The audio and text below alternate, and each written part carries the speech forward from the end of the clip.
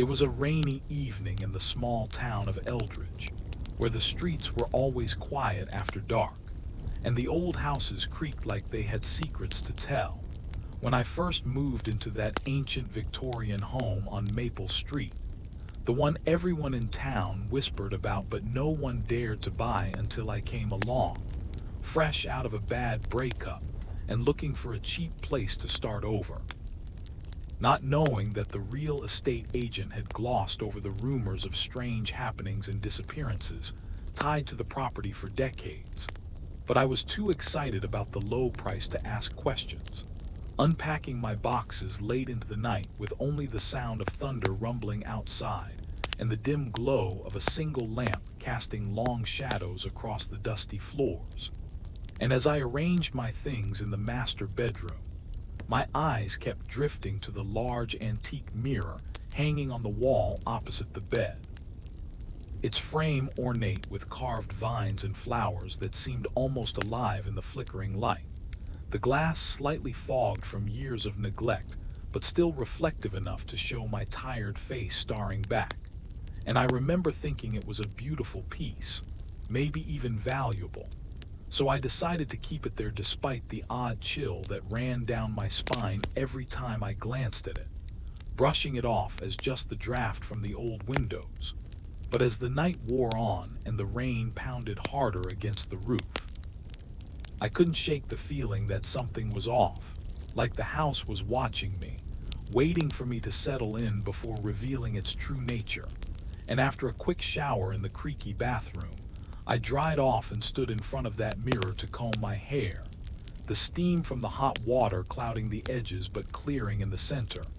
And that's when it happened for the first time, a fleeting glimpse that made my heart skip a beat, because in the reflection, just over my shoulder, there was a shadowy figure standing behind me, tall and indistinct like a silhouette of a person who shouldn't be there. But when I whipped around in terror, the room was empty. Only the bed and the unpacked boxes greeting me. No one else in sight, and I laughed it off nervously, blaming it on exhaustion and the storm playing tricks on my eyes, telling myself it was just my imagination running wild in this unfamiliar place. But deep down, a seed of doubt had been planted, and as I climbed into bed, pulling the covers up tight, I couldn't help but steal glances at the mirror from across the room, its surface now dark and still, reflecting only the faint outline of the furniture in the moonlight filtering through the curtains. Yet I felt an inexplicable pull toward it, as if it was calling me to look closer, to see what it really held within its depths. And sleep came fitfully that night, haunted by dreams of faceless strangers lurking in the corners of my vision, whispering words I couldn't quite hear. And when I woke up the next morning, the sun streaming in bright and cheerful, I almost convinced myself it had all been a silly hallucination, getting ready for my first day at the new job in town. But as I passed by the mirror on my way out, I paused to adjust my tie, and there it was again, clearer this time, the figure standing right behind me, its outline sharper, almost like a man in old-fashioned clothes, with a hat tilted low over what should have been a face but was just a blur of darkness. And my blood ran cold as I spun around, shouting, "Who's there?" Only to find the room deserted once more, my voice echoing off the walls, and now panic set in for real because this wasn't my imagination. This was something real, something impossible, and I backed away from the mirror, my mind racing with questions. Was the house haunted, or was I losing my mind? And why did the figure only appear in the reflection, never in the real world where I could confront it, touch it, make it go away? But as I stared longer, trying to make sense of it, the figure seemed to move slightly, tilting its head as if studying me back. And that's when I noticed the eyes, two faint glowing points in the shadow where the face should be, locking onto mine through the glass, sending a wave of icy fear through my body, making me flee the room and slam the door behind me, vowing not to look in that mirror again. But of course, curiosity is a cruel thing, and throughout the day at work, my thoughts kept drifting back to it, to that eerie presence that felt so alive, so watchful. And by evening, when I returned home, the rain had started again, heavier this time, turning the streets into rivers of mud, and the house seemed even darker, more oppressive, as if the walls were closing in, and I tried to distract myself with dinner and a book. But the mirror upstairs called to me like a siren, urging me to go back, to see if the figure was still there, and finally, I couldn't resist, creeping up the stairs with a flashlight in hand because the power had flickered out from the storm, the beam cutting through the blackness like a knife. And as I entered the bedroom, the mirror loomed large, its surface catching the light in strange ways, distorting the reflections into twisted shapes, and I approached slowly, my breath shallow, heart pounding in my ears. And when I shone the light directly on it, there he was, the figure, closer now, almost pressing against my reflected back. His hand, oh God, his hand, reaching out as if to touch my shoulder, and I screamed, dropping the flashlight, plunging the room into darkness except for the occasional flash of lightning that illuminated the horror. And in those brief moments, I saw the figure's form solidify, details emerging like pale skin and tattered clothes, stained with what looked like blood, and his face, finally coming into focus, twisted in a silent scream, eyes wide with terror or rage. I couldn't tell, but it mirrored my own fear. And as thunder crashed, I felt a cold breath on the back of my neck, not from the mirror, but from behind me in the real world, whispering my name in a voice that sounded like rustling leaves and distant cries. And I realized with horrifying certainty that the figure wasn't just a reflection anymore. It was crossing over, stepping out from the glass into my reality. And I bolted from the room, down the stairs, out into the pouring rain. But even as I ran, I knew I couldn't escape, because whatever was in that mirror had seen me, chosen me, and it would follow, always standing just behind, waiting for the moment to reach out and pull me in. But that was only the beginning, for as I sought refuge in a nearby diner, drenched and shaking, the locals stared at me with knowing eyes, one old man leaning in to say, "You bought the house on Maple, didn't you? The one with the mirror that shows the dead." And his words hit me like a punch, revealing that the mirror wasn't just antique, it was cursed, a portal to the other side where spirits of those who died violently in the house lingered, trapped and hungry for company.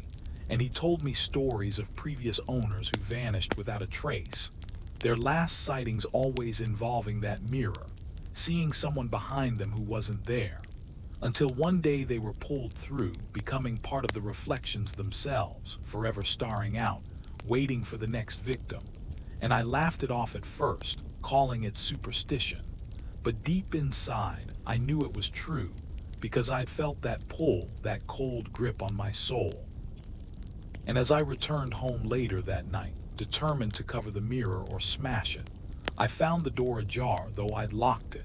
And inside, the air was freezing, frost forming on the windows despite the summer rain, and footsteps, wet and deliberate, echoed from upstairs, leading me back to the bedroom where the mirror waited, uncovered and gleaming, and in its reflection not just one figure now, but several crowding behind my image, their faces pale and decayed, mouths open in silent pleas or threats. And one of them, the tallest, stepped forward, his hand breaking the surface of the glass like rippling water, extending toward me in the real world. And I froze, unable to move as his fingers brushed my skin, icy and real, whispering, "Join us," in a voice that echoed inside my head. And that's when the true nightmare began, for I pulled away just in time, grabbing a sheet to throw over the mirror. But as I did, the figure screamed, a sound that pierced my ears like shattering glass, and the room shook. Pictures falling from the walls, and I fled again. But this time, I noticed something terrifying. Every reflective surface in the house, from windows to spoons in the kitchen, showed glimpses of them. The spirits following me, always just behind, and I realized the curse wasn't confined to the mirror. It had spread, infesting the entire house, perhaps even me. And as I barricaded myself in the living room, heart racing, I heard scratching at the door, not from outside but from within the walls, as if they were trying to claw their way out, and the whispers grew louder, telling me their stories of murders long ago, a family slaughtered in that very bedroom, their souls bound to the mirror by some dark ritual, seeking revenge or release by dragging the living into their realm. And I knew I had to find a way to break the curse. But how? When every look in a reflection risked pulling me in. And as the night dragged on, the storm raging outside mirroring the chaos inside, I felt my sanity slipping, questioning if I was already one of them, if this was all a dream within the mirror, and the figures were the real world trying to wake me. But no, the pain was too real, the fear too sharp. And just as dawn approached, the scratching stopped, the whispers faded, leaving an unnatural silence that was even more unnerving, and I ventured upstairs. Hopping it was over, but the sheet I'd thrown over the mirror was on the floor, torn to shreds, and in the glass my reflection smiled back at me. But it wasn't my smile, it was theirs, twisted and malevolent, and behind me, the figures waved as if welcoming me home, and I screamed, realizing I might never leave this house alive, or worse, I might leave but take them with me, forever seeing them in every mirror, every puddle, every shiny surface, always standing just behind, waiting to touch, to pull, to claim. But that was far from the end, for as I researched the house's history later that day at the local library, poring over old newspapers with trembling hands, I discovered the gruesome details. A man named Elias Blackwood who lived there in the 1800s, a occultist who experimented with mirrors as gateways to the afterlife, believing he could summon spirits to grant him eternal life. But something went wrong. The ritual backfired, trapping him and his victims in the reflective void. And ever since, the mirror had claimed souls, one by one, each new owner adding to the chorus of the damned. And the articles mentioned survivors who escaped by destroying the mirror, but warned that shattering it released the spirits into the world, free to haunt freely, unbound, which explained why no one had done it, preferring to sell the house and pass the curse on. And as I read, a librarian approached, her face pale, saying, "You're the new owner, aren't you? Be careful, they don't like it when you learn too much."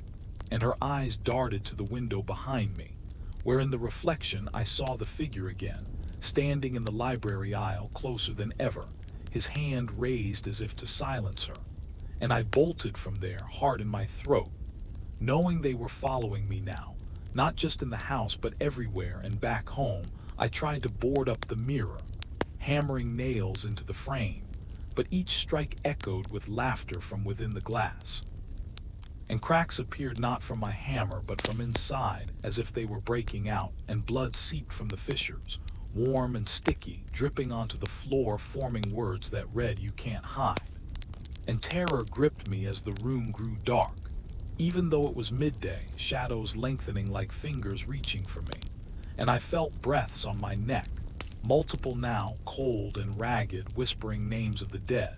And I ran to the basement, the only place without reflections, but even there, in the dim bulb light, I saw shiny tools on the workbench casting tiny images of them, tiny but no less terrifying. And I huddled in the corner, rocking back and forth, praying for it to end. But it only intensified, the house groaning like a living thing, doors slamming upstairs, footsteps packing the halls, and voices calling my name from every direction, luring me back to the mirror, promising peace if I just looked, just once more, and against my better judgment. Curiosity and despair drove me up, step by creaking step, to face it again. And there in the reflection the figures parted, revealing a new one in the center of me. But not me, my face contorted in agony, trapped among them, and the real me reached out instinctively, touching the glass, feeling it soften like water, my hand sinking in, pulled by invisible forces, and I yanked back with all my strength, falling to the floor. But a piece of me felt left behind, a numbness in my fingers that spread up my arm, and I knew they had taken a part of my soul. Bit by bit they would claim it all, unless I found a way to fight back. But how, when the town seemed complicit, the locals avoiding my gaze, whispering behind my back, and as night fell once more, the storm returning with vengeance, lightning illuminating the room in strobes, showing the figures advancing in jerks, closer each flash, their hands extended, faces hungry, and I barricaded the door, but it rattled.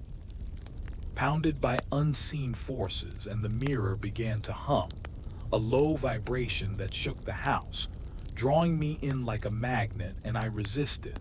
But the whispers promised answers, secrets of the universe, eternal life. Just like Elias had sought, and part of me wondered if it was worth it to join them to end the fear. But no, I fought, smashing a vase against the wall to drown out the noise, but shards flew, each piece reflecting a fragment of the horror, tiny eyes staring from the floor, and I swept them up, cutting my hands, blood mixing with the earlier seepage. And as I bandaged myself, I heard a knock at the front door, unexpected in the storm, and peering through the peephole, I saw a woman, soaked and frantic, claiming to be a descendant of Elias, here to help break the curse. But was she real or another trick of the mirror, luring me to open the door and let them in fully? And as I hesitated, the knocking grew insistent, her voice pleading, "Let me in before it's too late." But behind her, in the rainy reflection of the window, I saw the figures smiling as if this was part of their plan, and doubt flooded me, paralyzing me, for if I let her in, she might save me or doom me forever. And the decision weighed heavy as the pounding continued, sinking with my heartbeat, building the suspense to unbearable levels. And just as I reached for the knob, a hand from behind clamped on my shoulder, cold as death, spinning me around to face nothing. But the touch lingered, burning like frostbite, and I screamed into the void, realizing the barrier between worlds was thinning, the figures stepping through in moments of weakness, and the woman outside shouted, "They're coming for you." But was it a warning or a taunt? And as lightning struck nearby, the power surged, lights flickering, and in that chaos the mirror cracked further, a spiderweb of lines spreading, releasing wisps of smoke that smelled of decay, coiling around my ankles, pulling me toward it, and I resisted, grabbing the banister, but it splintered, wood rotting instantly at my touch.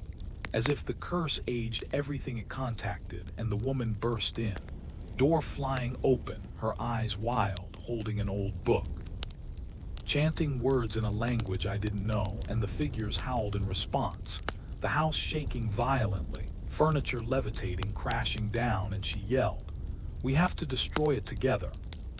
But as we rushed upstairs, the stairs buckled, trying to swallow us, and in the bedroom the mirror pulsed with dark energy, the reflections alive, reaching out, grabbing at the air, and she thrust the book at me, saying, "Read the incantation."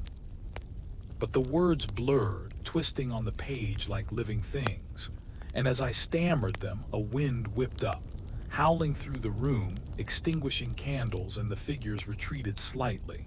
But one lunged, its claw piercing the glass, slashing at her arm, blood spraying, and she cried out, "Don't stop." So I continued, voice shaking, and the mirror began to warp, bending inward, sucking in the shadows. But then it rebounded, exploding outward with force, knocking us back. And in the debris I saw her lying still, eyes open but vacant, and the figures gone from the mirror, but now I felt their presence inside me, whispering from within, controlling my thoughts. And as I staggered to my feet, looking in the shattered remains, my reflection was whole, but with their eyes staring back. And I knew the curse had transferred, making me the new vessel, doomed to lure others to stand behind them in mirrors, waiting to pull them in, and the horror deepened. For I was no longer alone in my own body, sharing it with the dead, their hunger becoming mine. And as I left the house, wandering into the night, I sought the next victim, the rain washing away my tears, but not the dread. And this was just the start of my eternal nightmare, with more terrors to unfold in the days ahead. As the spirits demanded more souls, driving me to madness. But for now, in this moment, the silence after the storm was the scariest part, knowing they were quiet only because they had won the first battle, lurking, planning the next strike. And I wondered how long I could fight before becoming one of them completely, the mirror's legacy living on through me, reflecting not just images, but the darkness of the soul. And as I walked the empty streets, every storefront window showed them behind me, smiling. Always there, never leaving, the hook that pulled me deeper into the abyss. And the story continued to build, layer by layer, suspense coiling like a snake ready to strike. Mysterious elements unraveling slowly, revealing horrors I could never have imagined, with each passing hour bringing new chills, new whispers, new reflections of doom. And I knew that to survive, I had to uncover the full truth of Elia's ritual. But that meant delving into forbidden knowledge, risking everything. And as I found an old journal hidden in the attic the next day, its pages yellowed and stained, detailing his descent into madness, the words leaped out at me, describing how the mirror was forged from glass mixed with the blood of the innocent, enchanted to trap souls. And to break it required a sacrifice, one's own life or another's. And the choice tore at me, for the woman who had come to help was dead. Her body vanished when I returned to the room, as if absorbed into the ether. And now the spirits taunted me with visions of her trapped in the mirror's realm, begging for release. And I felt guilt mingle with fear, driving me to seek out more descendants or occult experts. But the town closed ranks, doors slamming in my face, whispers following me like shadows. And one night, as I tried to sleep in a motel outside town, the bathroom mirror fogged up, and a message appeared, written in condensation.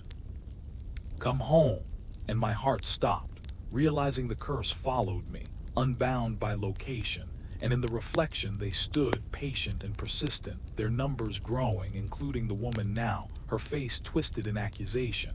And I smashed the mirror with my fist, glass shattering, cutting deep. But the pain was nothing compared to the laughter echoing in my mind. And shards on the floor still showed them, tiny but undeterred, and I fled back to the house, knowing it was the only place to end it. Armed with the journal and a hammer, but as I entered, the air thickened, doors locking behind me, trapping me inside, and the mirror had repaired itself, whole and shining as if mocking my efforts, and the figures beckoned, promising power if I joined willingly or agony if I resisted. And the suspense built to a fever pitch, my hands trembling as I raised the hammer. But a voice stopped me, Elia's voice, booming from the glass. "You can't destroy what you don't understand," and visions flooded my mind, showing his life, his mistakes, his eternal regret. And I saw that the mirror fed on fear, growing stronger with each scare. And to weaken it, I had to face it without terror, but how, when every fiber of my being screamed in horror? And as I stared, unblinking, the figures advanced, their touches now burning my skin through the barrier. Blisters forming, and I recited the incantation again, louder, but it faltered, the words changing on my tongue, twisted by their influence, and the room spun, reality blurring with the reflective world.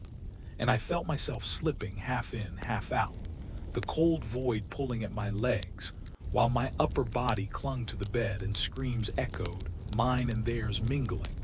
And just when I thought it was over, a knock at the door again, this time a police officer, drawn by reports of disturbances. And I called out for help, but as he entered, I saw in his badge's reflection the figures shifting to stand behind him, and I warned him, "Don't look." But it was too late. He glanced at the mirror, eyes widening, and his hand went to his gun, but instead he turned on me, eyes glazing over, possessed, and advanced with a grin that wasn't his. And I dodged, running through the house, him pursuing with unnatural speed, whispering, "Join us," in their voices. And the chase led back to the bedroom, where the mirror waited, now a swirling vortex of darkness, sucking in light.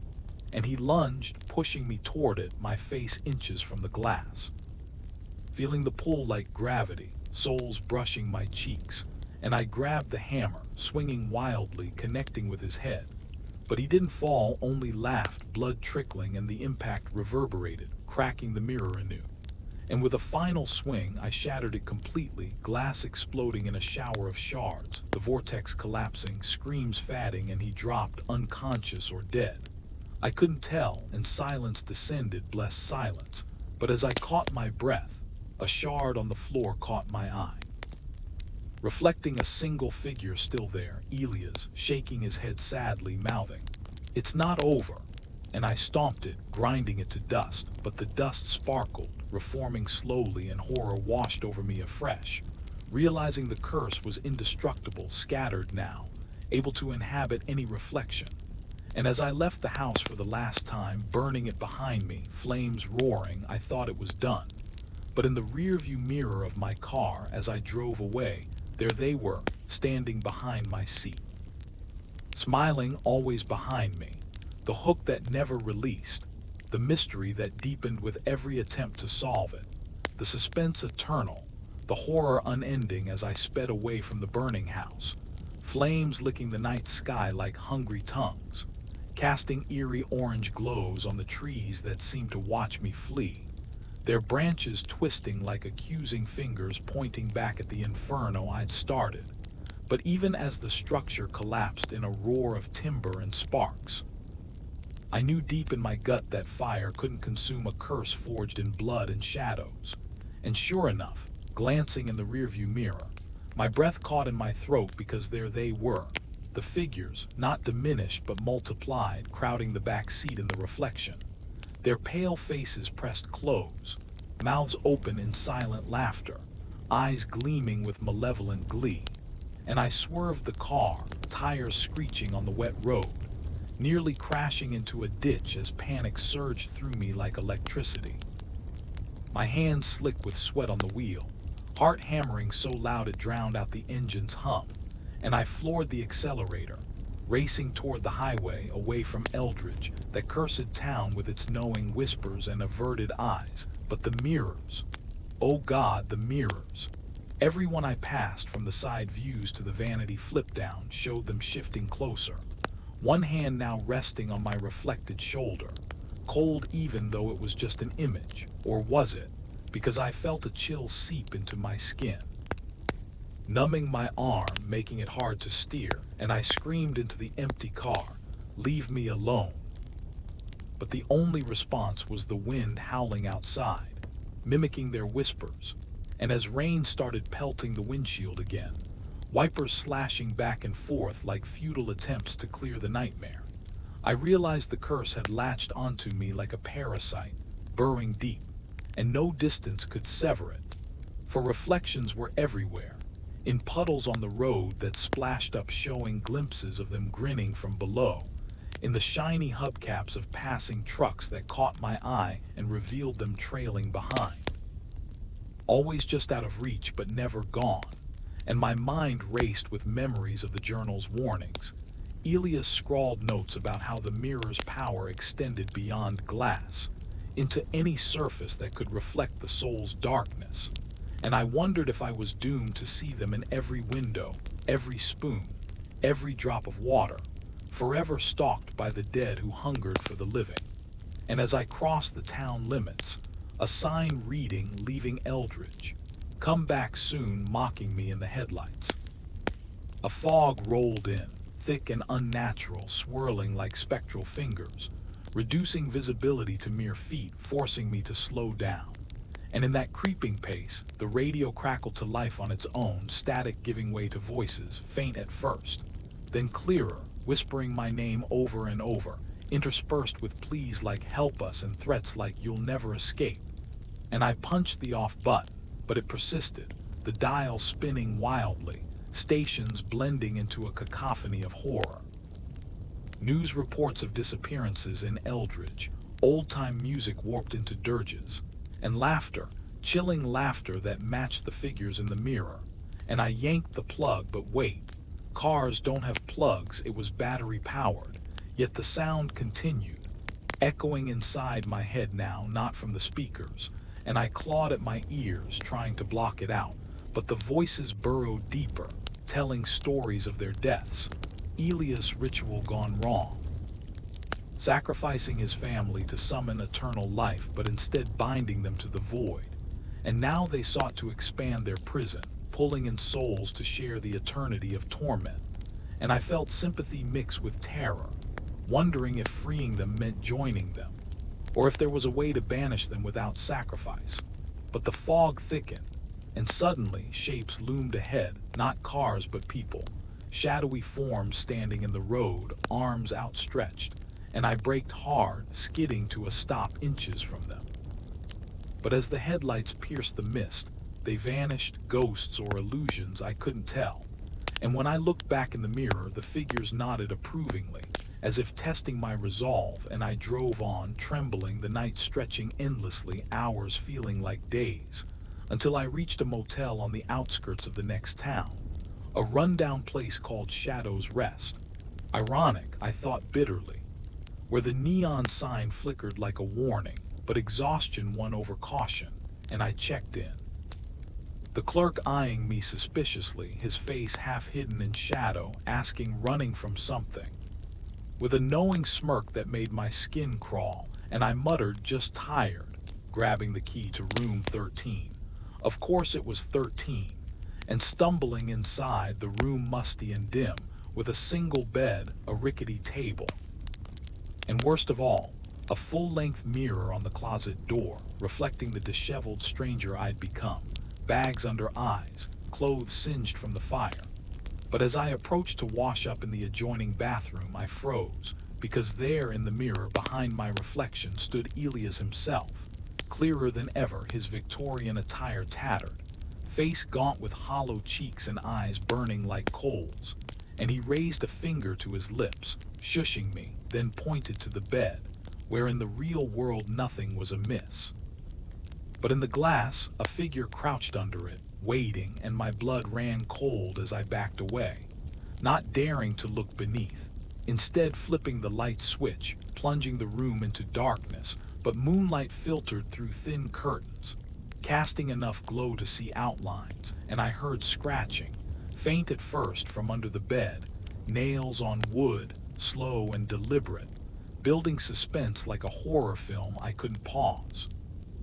And I bolted for the door, but it wouldn't budge, locked from outside or by some force, and the scratching grew louder, accompanied by whispers slithering up from the floorboards.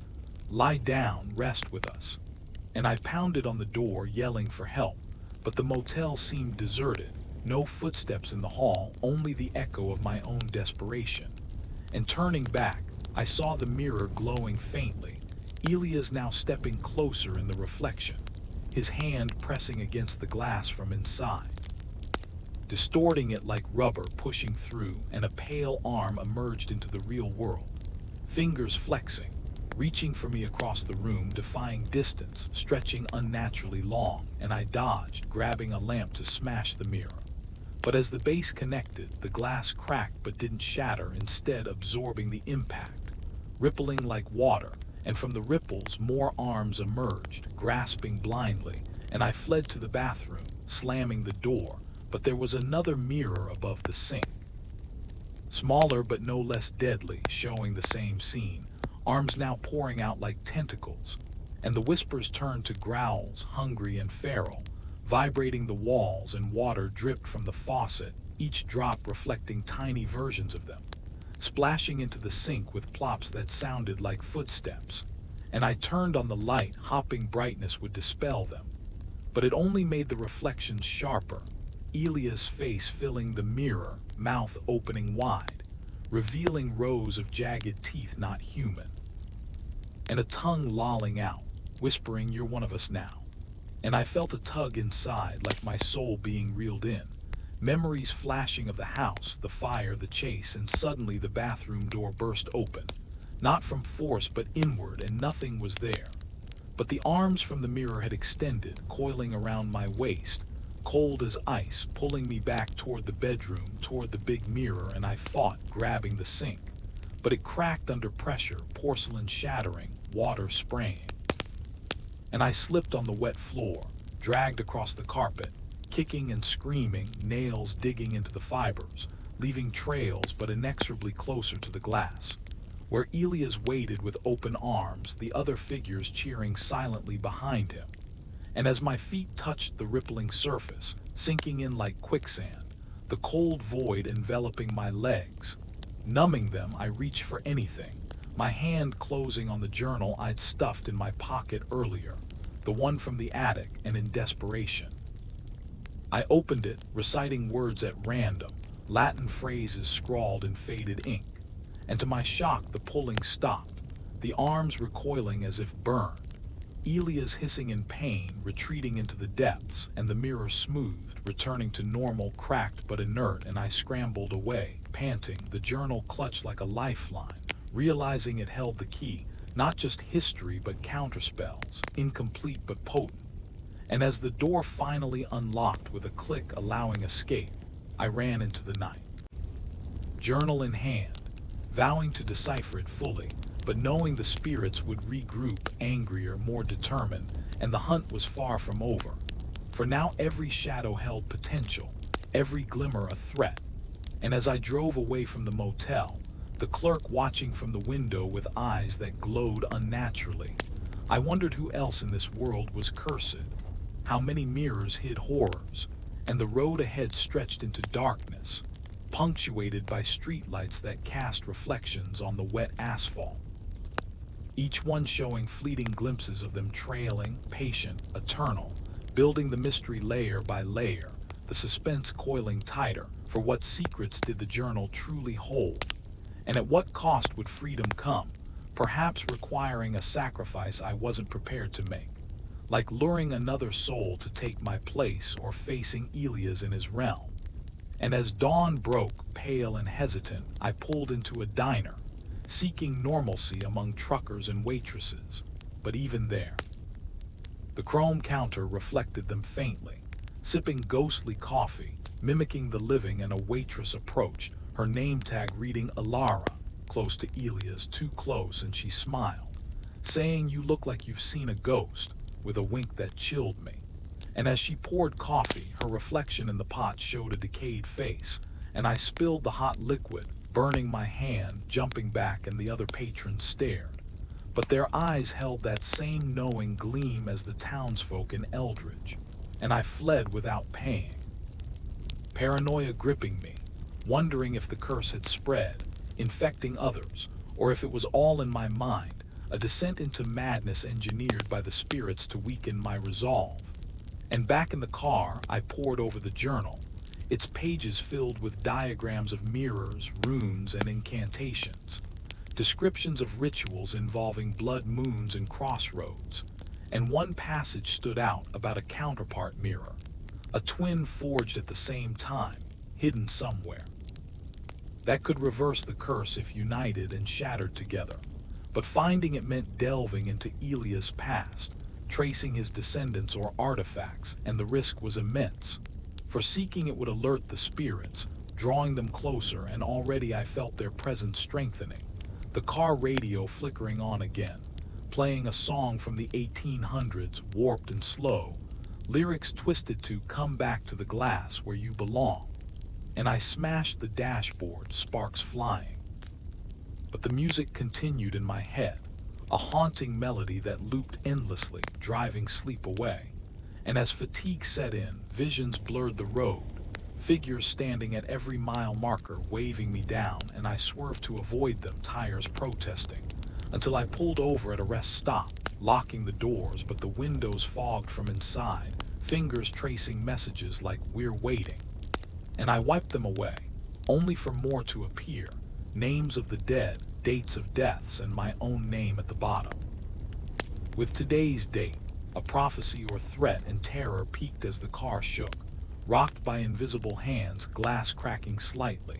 And I started the engine, peeling out, but the fog returned thicker, and in the mist a shape materialized.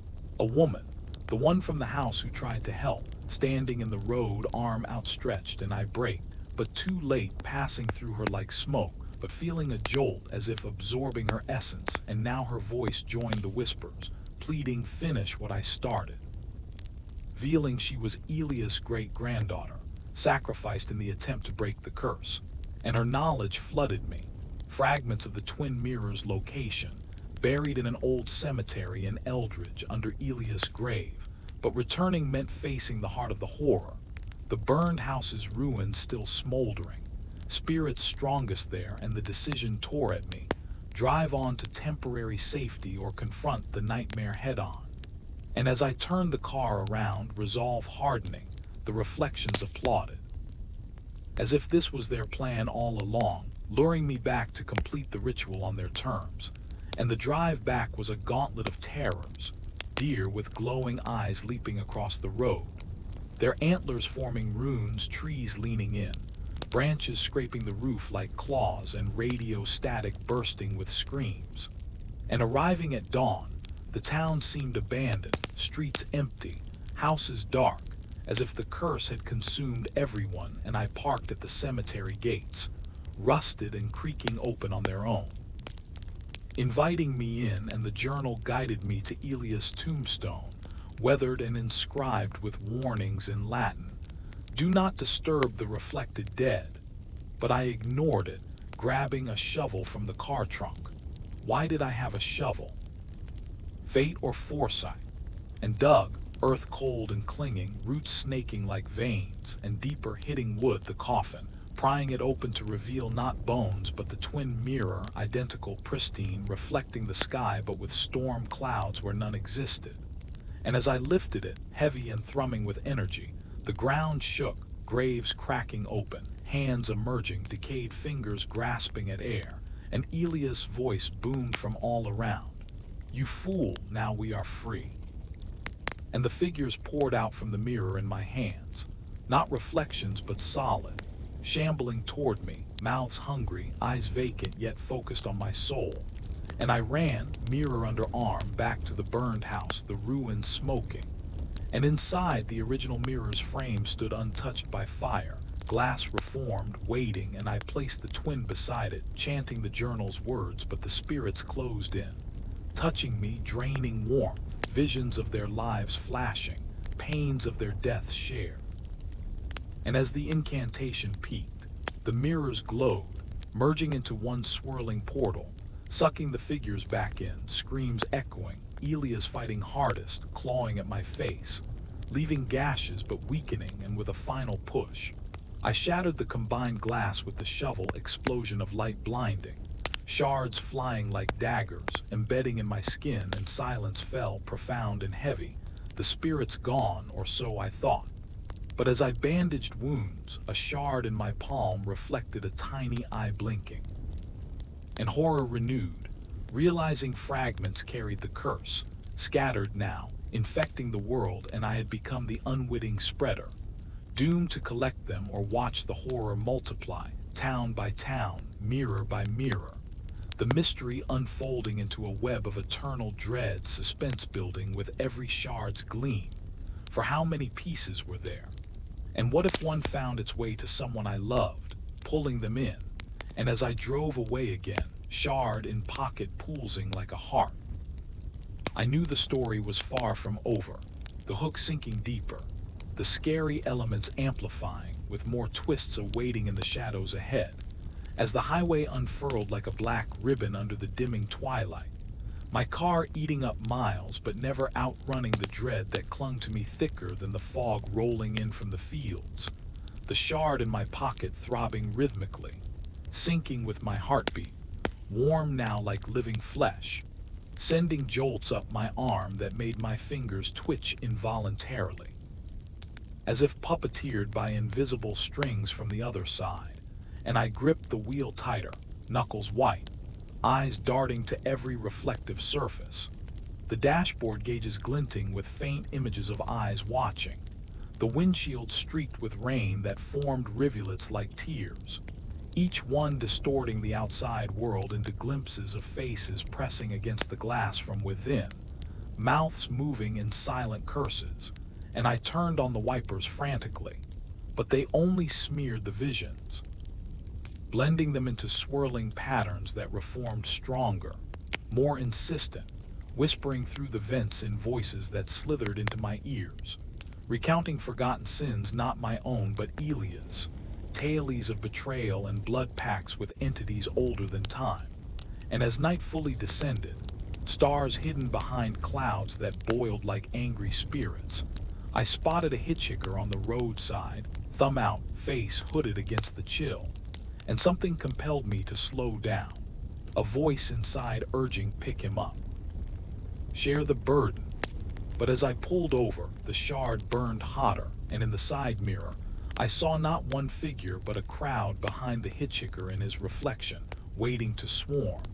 And he approached with a smile too wide, eyes reflecting not the headlights but the same glowing coals as Elia's. And I gunned the engine, tires spinning gravel, leaving him in the dust, but his laughter chased me, echoing unnaturally long after he vanished in the rear view, where now he stood in the back seat. A phantom passenger reaching forward, and I swerved again, nearly clipping a guardrail, the drop beyond a black abyss that called to me like the mirror's void, promising rest but delivering only endless falling.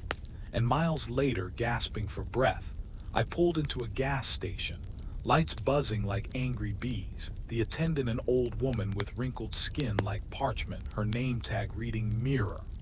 No, wait, Myra, but close enough to unsettle. And as I filled the tank, she watched from the booth, her reflection in the window showing a skeletal grin, teeth elongated, and she called out, "You got something following you, boy, something dark," her voice crackling like static, and I ignored her, paying quickly.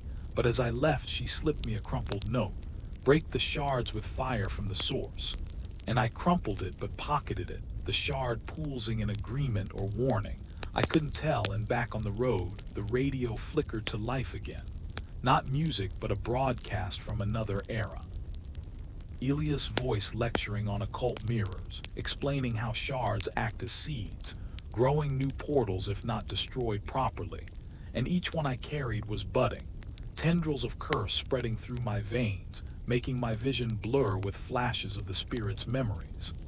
A child screaming as Elia's knife descended, a wife begging for mercy in a candle-lit room, their essences trapped in glass forever, and now infecting me, turning my thoughts dark, urging me to stop at the next town, find a victim, reflect the horror onto them. And I fought it, biting my lip till blood flowed, the metallic taste grounding me. But the next exit loomed, signs for reflection falls, a name that twisted my gut, and against better judgment I took it, drawn like a moth to flame.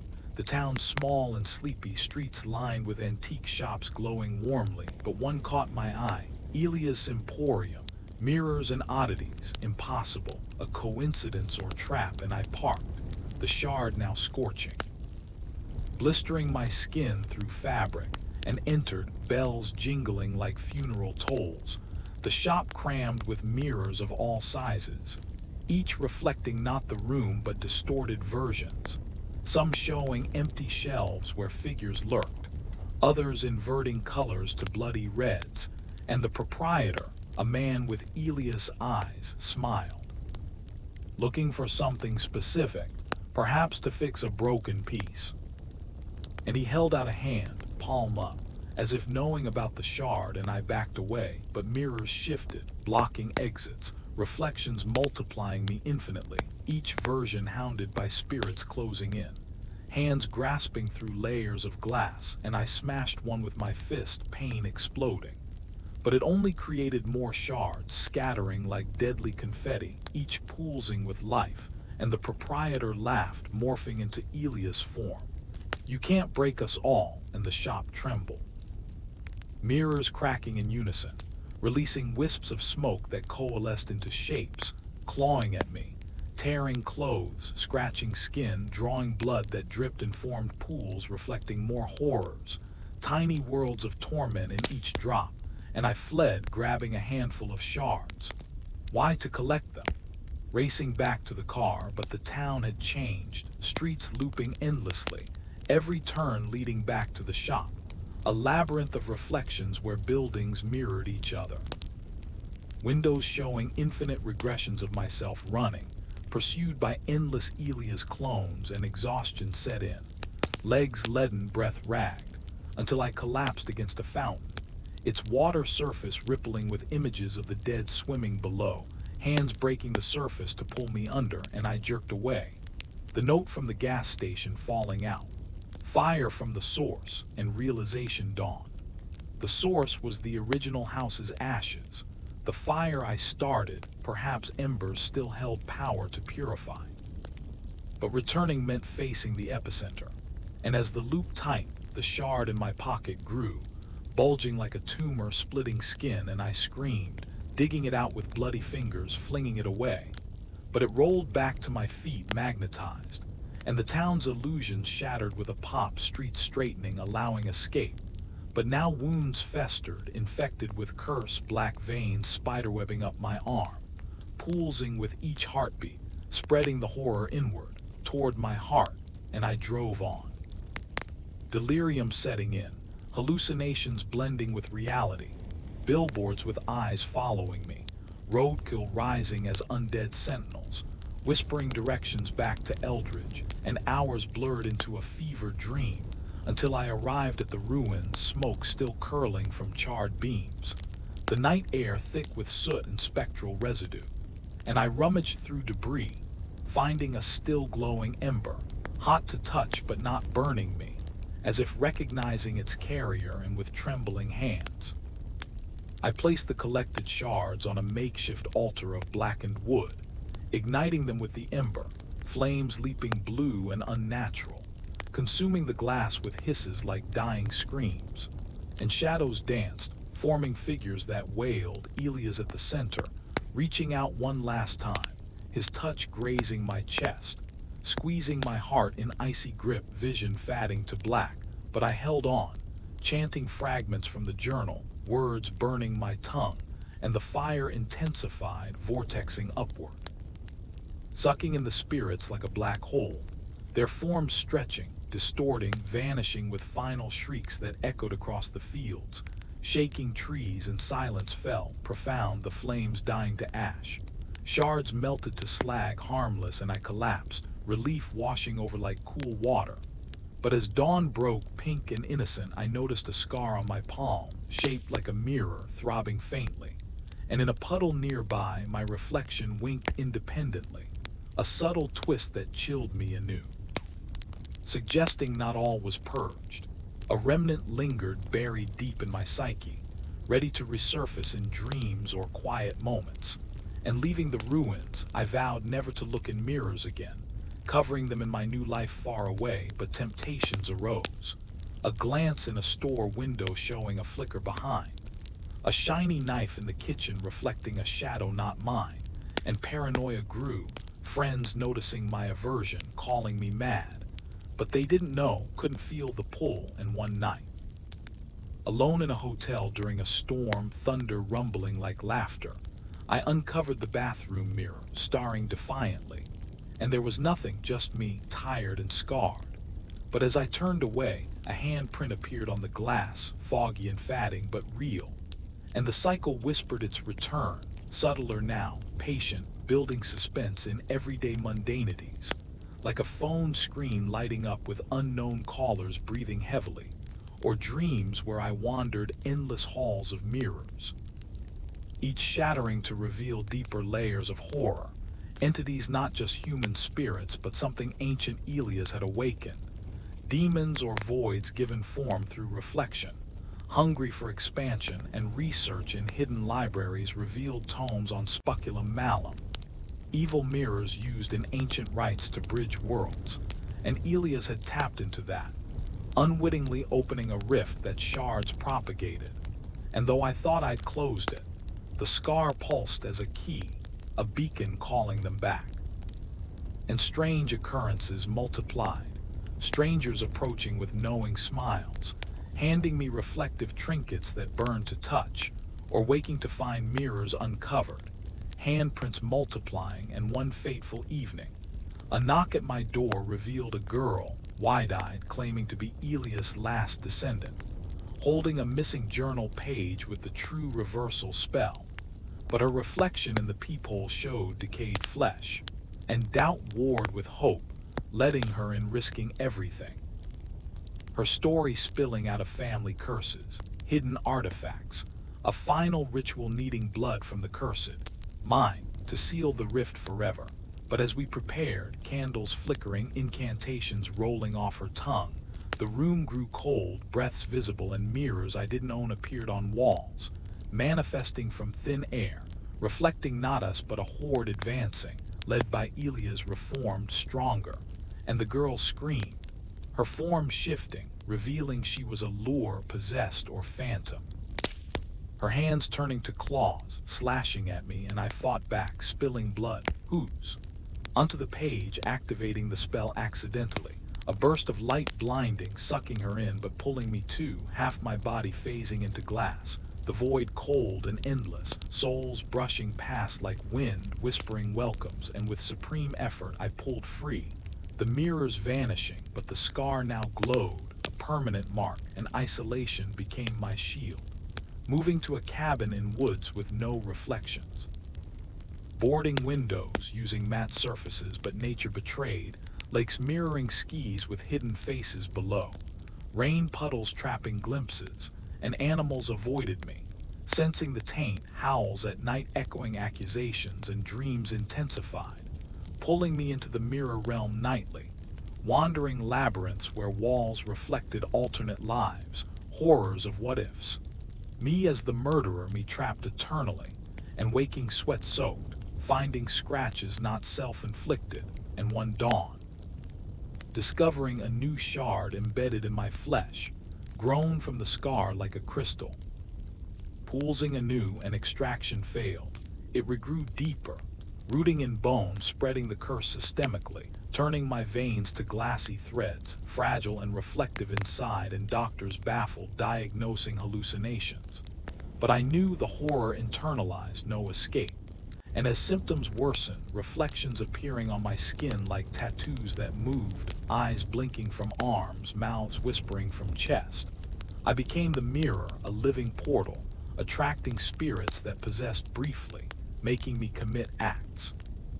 Stealing mirrors, luring strangers to gaze upon me, pulling their souls through my flesh, and guilt compounded terror.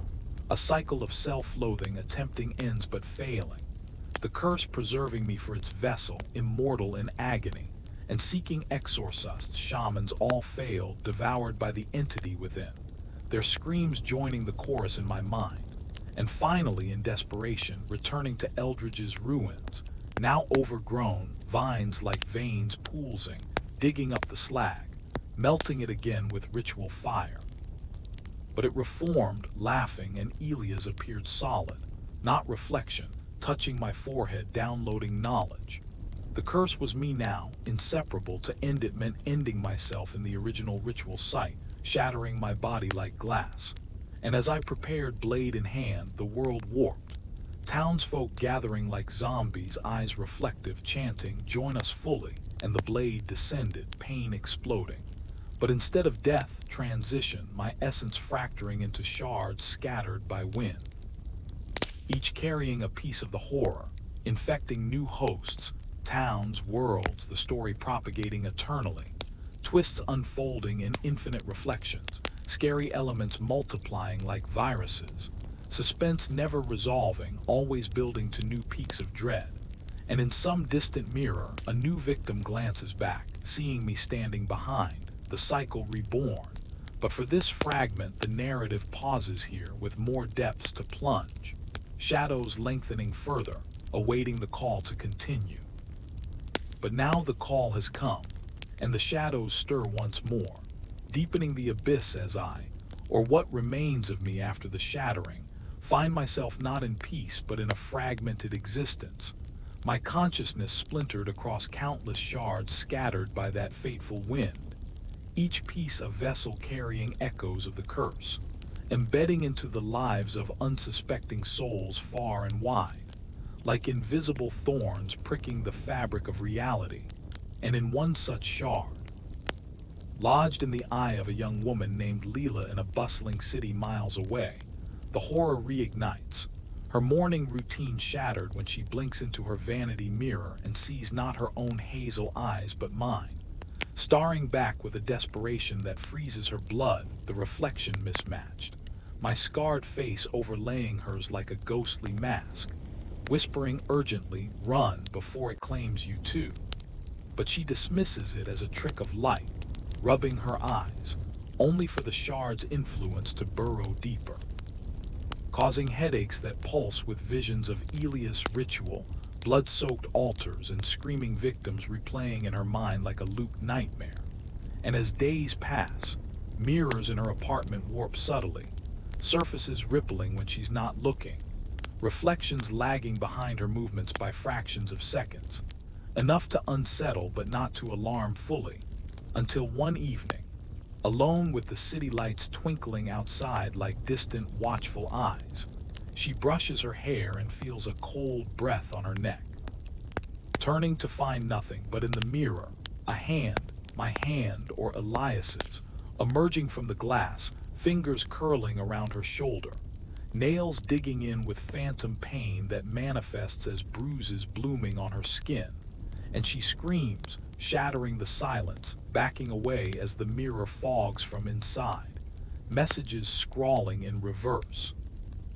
"You're next," and panic surges, her heart racing like a trapped animal, but the door locks itself, windows frosting over with intricate patterns of screaming faces, and the apartment lights flicker, casting strobe effects that reveal figures in the corners, shadowy outlines stepping from reflective surfaces like polished countertops and glass tabletops, their forms coalescing from smoke into solidity, decayed flesh hanging from bones, eyes hollow yet burning with hunger, and Leela grabs her phone, dialing emergency, but the screen reflects not her face but a swarm of spirits crowding behind, and the call connects to static laced with whispers, "Join us in the glass," before cutting out, and she hurls the phone, screen cracking, but from the fissures, tiny hands emerge, scrambling like insects, pulling at her fingers when she tries to retrieve it, and terror peaks as the main mirror bulges,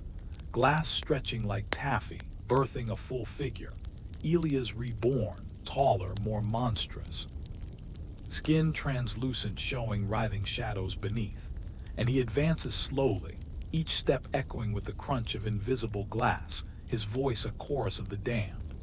The shards connect us all, a web of reflections eternal, and Leela flees to the bathroom, slamming the door, but the shower mirror betrays her, steaming up without water, revealing me again, pleading destroy it, use fire. But Elias bursts through, wood splintering, and grabs her ankle, dragging her back, her nails leaving gouges in the floor. Screaming for neighbors who don't come, perhaps cursed too, and in a burst of adrenaline she kicks free, grabbing a candle from the shelf, lighting it with trembling hands, flame dancing wildly, and thrusts it at the mirror, glass melting at the touch, bubbling like lava, releasing acrid smoke that forms claws grasping at her throat, choking her, vision blurring, but she persists, the mirror collapsing into molten slag, the figure howling as it retracts, vanishing with a pop, and silence descends. Broken only by her sobs, but the shard in her eye throbs, vision tinting red, and she realizes it's not over. The curse migrating, embedding deeper, and now her reflections everywhere show subtle changes. Hair moving on its own, eyes following independently, and strangers on the street glance at her with knowing fear, as if seeing the aura of doom clinging. And one night, a homeless man mutters the mirror walker, pointing at her, his own eyes glassy, reflective, and she researches frantically online. Forums buzzing with urban legends of the shattered curse, tales of people haunted by migrating shards after a fire in Eldridge, disappearances linked to sudden aversions to mirrors, bodies found desiccated, as if souls sucked out, faces frozen in screams, and Leela connects the dots, tracing back to me.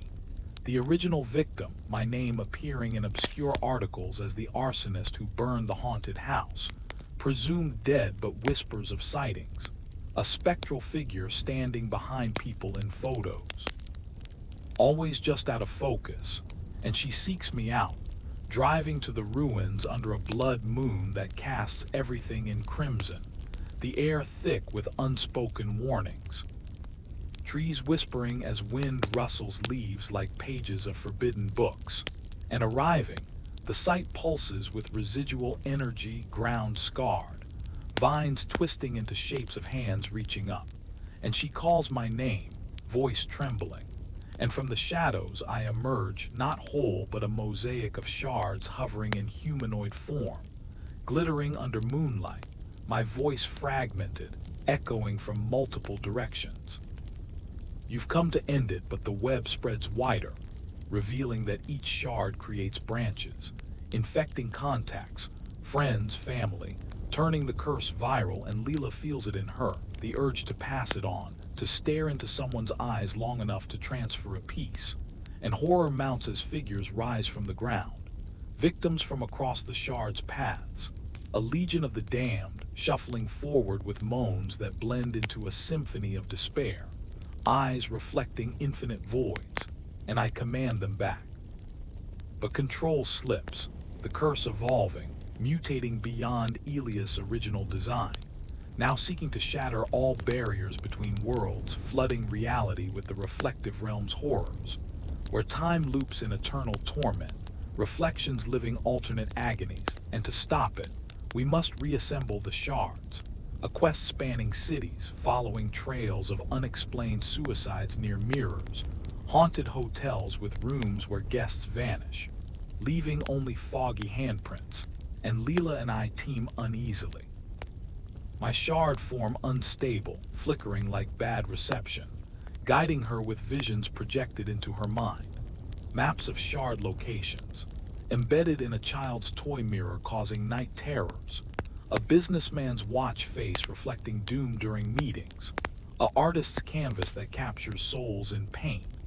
And each retrieval is a battle, guardians manifested, poltergeist activity hurling objects, walls bleeding mirrored liquid that burns like acid, whispers driving madness, and in one retrieval, deep in an abandoned asylum where mirrors line halls for therapy, we navigate mazes of reflections, infinite corridors where left is right, up, down, and figures chase in reverse, hands grabbing from behind only in mirrors, but pain real, lacerations appearing mysteriously, and Leela shatters a key mirror, freeing a shard but unleashing a swarm of spectral nurses, needles dripping ectoplasm that induces hallucinations of being trapped in glass coffins, suffocating eternally, and we escape barely. Shard in hand, but Leela's arm now bears a glassy vein, pulsing, spreading, her reflection beginning to diverge, smiling when she frowns and doubt creeps. Am I ally or deceiver? Using her to reassemble for my own release or Elias' return. And tensions build as we collect more. The mosaic me solidifying, flesh reforming over shards, but with distortions. Extra eyes blinking asynchronously, fingers elongating into claws sporadically, and the final shard calls from a skyscraper penthouse. Owned by a collector of occult artifacts, his walls adorned with mirrors from history's dark corners, each holding trapped echoes and infiltrating at night, alarms silent but spirits alert, reflections coming alive, historical horrors stepping out. Jack the Ripper from a foggy London mirror, Vlad the Impaler from a blood-stained glass, joining Elias' brood in a cacophony of evil, pursuing us through opulent rooms, furniture animating, chandeliers crashing like crystal bombs. Shards exploding underfoot, cutting deep, and the collector, revealed as Elias' reincarnation or puppet, laughs maniacally, merging with his mirrors, body flattening into two dimensions, sliding across surfaces like a living portrait, grabbing ankles from below, pulling into the flat void where depth is illusion, crushing bones in compression, and Leela fights with an improvised torch, flames reflecting infinitely, setting the penthouse ablaze, mirrors melting in symphony of screams, the final shard dislodging.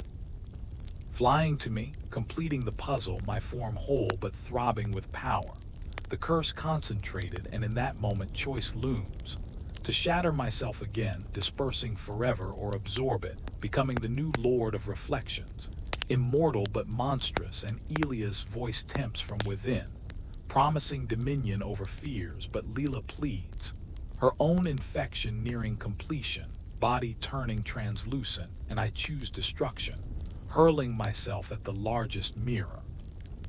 Body exploding in cascade of light and glass, shards vaporizing in the inferno, the building shaking, collapsing floors, but as debris settles, Leela survives, scarred but free, reflections normal, no extra eyes, no whispers, but in quiet moments she catches glitches. A lag in the mirror, a fleeting shadow behind, and wonders if remnants linger dormant, waiting for a trigger, a full moon or spoken word to rebirth the horror. And years pass, normalcy feigned but one day. Glancing at her child's drawing, a crude mirror with a figure inside. The kid says, "The man behind you, mommy," and chill returns. The cycle hinting revival, twists layering upon twists, the scary deepening into psychological abysses where reality questions itself.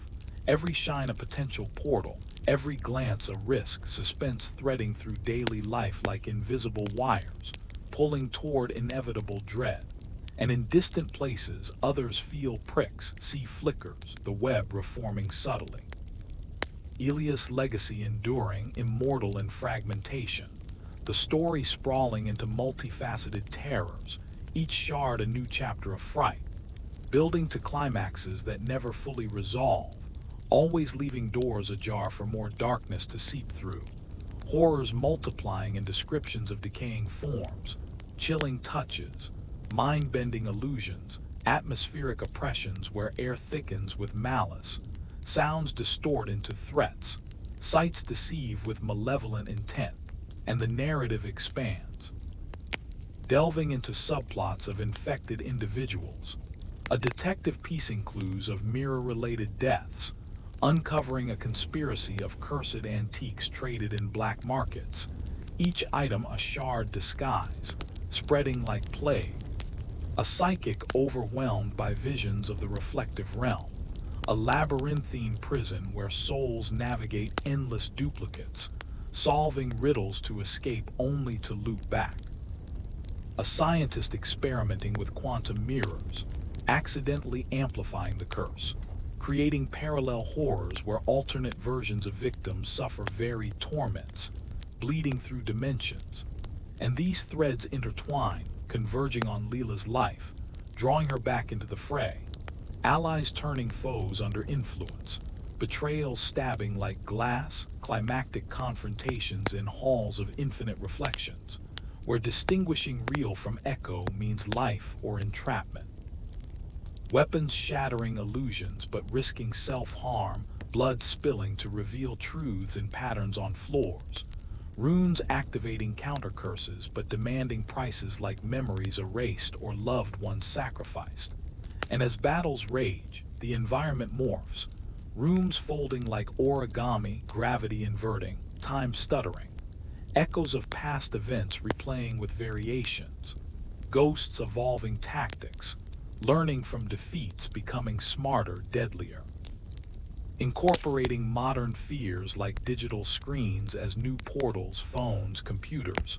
Car windows, all vectors for invasion. Society crumbling under widespread hauntings. News reports of mass hysteria. Mirror madness.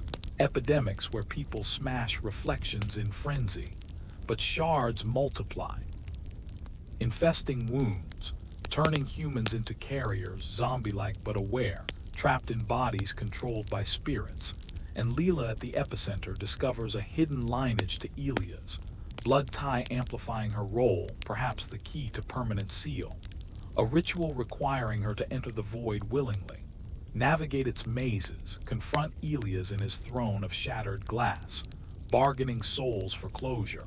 But traps abound, illusions of rescue leading to deeper pits, temptations of power seducing. Fears manifested as monsters, childhood nightmares given form, giant spiders with mirror eyes reflecting phobias, drowning pools of liquid glass suffocating with regrets, and allies from beyond, past victims guiding faintly.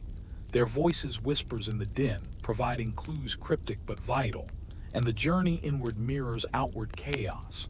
The world teetering on apocalypse as rifts widen, spirits flooding streets possessing masses, reflections rebelling against originals, swapping places in blinks. People trapped in glass while doppelgangers wreak havoc, society fracturing and Leela's resolve hardens, sacrificing pieces of self. An eye for vision in the void, a hand for grasp on truth, blood for binding spells, and facing Elias, a colossal entity of swirling shards, voice booming eternities. Battle ensuing with mind over matter, shattering his form with focused will, each break freeing souls in bursts of light.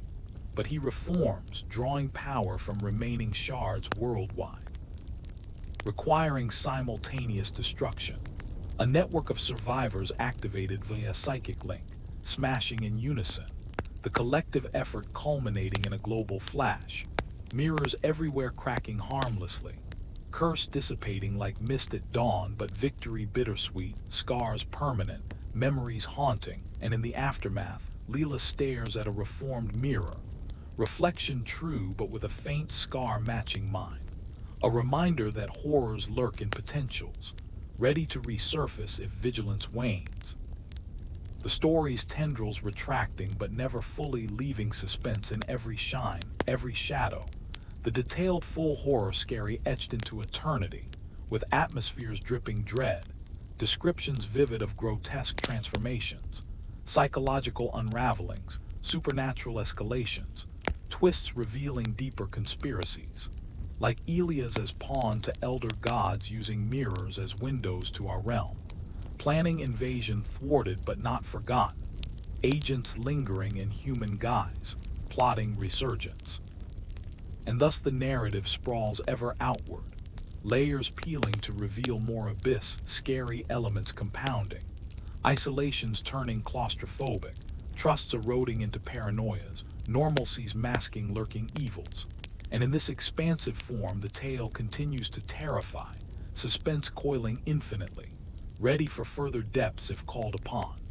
But for now, this marks the pause, with echoes lingering in the silence, once thought vaporized in that cataclysmic blaze atop the skyscraper, refuse utter annihilation, instead seeping into the ether like insidious vapors, infiltrating the cracks of reality itself, reforming in subtle, insidious ways that Leela could never have anticipated, her supposed victory a mere illusion crafted by the cunning of ancient evils. For as she stumbles from the rubble of the collapsing penthouse, sirens wailing in the distance like mournful banshees heralding doom, her body battered and bruised, the scar on her hand, once a faint reminder, begins to itch ferociously, swelling into a raised, glassy welt that pulses with an inner light, reflecting not the chaotic firelight around her but glimpses of distant horrors, tiny scenes playing out within its surface like a living tattoo of torment, showing souls still trapped in looping agonies, their silent screams vibrating through her skin, sending shivers up her arm that numb her fingers, making them claw involuntarily at the air as if grasping for escape from an unseen prison. And as emergency responders swarm the scene, their flashlights cutting through the smoke like accusatory beams, Leela feels eyes upon her, not just the living, but from every reflective surface in the debris, shards of broken windows and twisted metal winking with malevolent intent, each one harboring a flicker of Elias' gaze, reconstituted and vengeful, whispering in her mind with a voice that slithers like serpents through her thoughts. You thought you could shatter us, but we are the reflections that define your world, unbreakable, eternal. And panic surges anew, her breath coming in ragged gasps as she flees into the night. The city streets a labyrinth of neon lights and puddles that mirror the skyscrapers above, but distorted, with shadowy figures lurking in the inverted towers, reaching up from the watery depths to brush her ankles with icy fingers as she splashes through, leaving trails of ripples that reform into grasping hands, pulling at her shoes, tripping her into the cold embrace of the pavement, where she lies momentarily stunned, staring up at the stars that now seem like pinpoint eyes in a vast, uncaring mirror of the cosmos, blinking in Morse code patterns that spell out warnings of impending cataclysm. And rising unsteadily, she hails a cab, the driver glancing back through the rearview mirror with eyes that glow unnaturally, his reflection showing a decayed skull beneath the flesh, teeth bared in a grin that stretches too wide, and he asks in a gravelly voice laced with echo, "Where to, miss? Home, or perhaps somewhere reflective?" His words dripping with double meaning, and Leela mutters an address far from her own, a seedy motel on the city's edge where anonymity might shield her. But as the cab weaves through traffic, every passing car's headlights cast beams that illuminate billboards transforming before her eyes, advertisements morphing into grotesque portraits of Elias and his victims, their faces peeling away to reveal layers of mirrors beneath, endless regressions sucking in the viewer's soul. And pedestrians on sidewalks cast shadows that detach, slinking along walls like independent entities, whispering secrets of the curse's resurgence, tales of new infections spreading like wildfire through social media screens, where users staring into their phones see not selfies but superimposed specters standing behind them in live filters, pulling them into digital voids where likes turn to screams, and shares propagate the horror exponentially, turning the internet into a web of reflective traps, forums filling with posts of, "Did anyone else see that in their camera?" Before the posters vanish, their accounts posting cryptic mirrors of madness, and arriving at the motel, Leela pays with cash, avoiding the clerk's gaze reflected in the plexiglass divider, where his image wavers like heat haze, hinting at hidden monstrosity. And in her room, she draws the curtains tight, smashing the bathroom mirror with a lamp, shards scattering like deadly confetti, each piece reflecting a fragment of the nightmare. A eye here, a mouth there, all watching, all hungering, and she huddles on the bed, rocking back and forth, the scar now spreading, veins of glass threading up her arm, crackling under skin with every movement, sending jolts of pain that flash visions of the reflective realm, an infinite maze of mirrored corridors where lost souls wander, their forms distorting with each turn, elongating into grotesque parodies, echoes of their cries bouncing eternally, amplifying into deafening roars that shatter eardrums in waves of blood. And sleep evades her, replaced by waking hallucinations of hands emerging from the walls, palms pressed flat like against glass, pushing through drywall that ripples like liquid silver, fingers curling to beckon her closer, promising reunion with loved ones long dead but twisted into cursed guardians, their faces melting like wax in the heat of eternal torment. And by dawn, exhaustion claims her briefly, but dreams plunge her deeper, into the heart of the void where Elias reigns supreme, his throne a colossal shard pulsating with captured lights of souls, his form an amalgam of all victims, shifting features like a slideshow of despair. And he laughs, a sound like breaking glass multiplied infinitely, revealing that the shattering was but a catalyst, dispersing the curse into microscopic particles that infiltrate air, water, minds, turning every surface potentially reflective.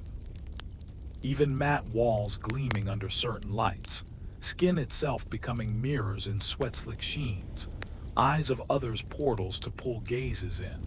And awakening, Leela finds the room altered, wallpaper peeling to reveal mirrored backing, floors polished to reflective gloss overnight by unseen forces. And outside, the world has changed subtly, news on the flickering TV, its screen a gateway, reporting mass delusions, people clawing out their eyes to escape seeing the things behind. Hospitals overwhelmed with patients babbling of reflections rebelling, swapping places with originals during blinks, leading to identities fractured, bodies controlled by invaders from the other side, movements jerky like poorly synced puppets, voices overlapping in choruses of the dead, and Leela realizes the apocalypse she feared is unfolding. The curse's evolution complete, no longer confined to glass but permeating existence, making reality a hall of mirrors where truths distort. Lies reflect as facts, and sanity shatters under the weight of infinite possibilities, each choice branching into horrors unseen, and desperate, she seeks allies, tracking down survivors from online whispers before sites crash under digital hauntings, firewalls breached by spectral code that rewrites servers into looping mazes, data corrupted into binary screams, and in hidden basements, a ragtag group assembles the detective from earlier subplots, his badge tarnished by possessions that forced him to investigate his own murders. The psychic, her third eye scarred shut but visions bleeding through. The scientist, his lab a wreck of shattered equipment, equations on walls smeared with blood that forms new theorems of terror. And together, they piece the puzzle, uncovering that Elias was but a conduit for elder entities, the reflectors, beings from a dimension of pure mimicry, feeding on originality by copying and corrupting, mirrors their anchors, shards their seeds, and to combat they must invert the ritual, create a null mirror from purified elements, water from unreflected springs, glass forged without light, runes etched in shadow ink, and the quest spans wastelands where cities once stood, now ghost towns with buildings sagging under cursed weight, windows alive with trapped faces pressing against panes, begging release in muffled pleas, streets patrolled by echoes, human husks with mirrored skin reflecting surroundings camouflage-like, but eyes giving away the void within, lunging with razor-sharp limbs that slice not flesh but souls, severing connections to reality, leaving victims as fatting phantoms wandering in days and battles ensue, the group armed with matte black weapons that absorb light, no reflections to exploit, but the reflectors adapt, turning air humid to create misty mirrors, rainstorms into cascading portals, lightning flashes illuminating hidden horrors in strobes, freezing moments of dread like photographs of doom, and losses mount. The detective pulled into a puddle during a downpour, his reflection rising to take his place, mimicking perfectly but with a hunger that betrays in smiles too sharp. The psychic overwhelmed by a chorus of minds, her head exploding in a spray of crystalline fragments that embed in others, spreading many curses like shrapnel.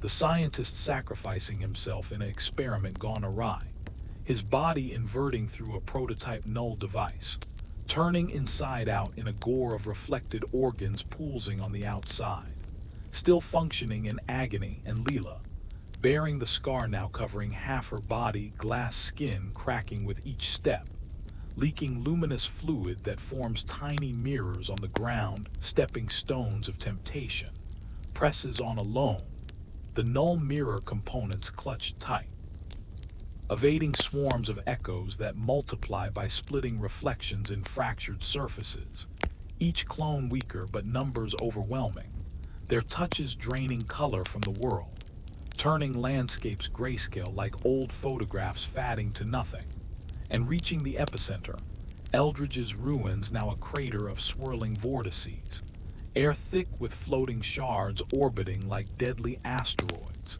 Elia's essence manifesting as a colossal face in the sky, clouds forming features that rain down acidic tears etching mirrors into earth, and the final ritual commences, Leela assembling the null mirror under barrage, winds howling with voices of the lost, ground quaking as rifts widen, spewing forth tentacles of pure reflection that wrap around her, squeezing, distorting her form into elongated nightmares, bones cracking like glass under pressure. But she chants, voice raw, invoking inversions, light to dark, copy to original, curse to blessing.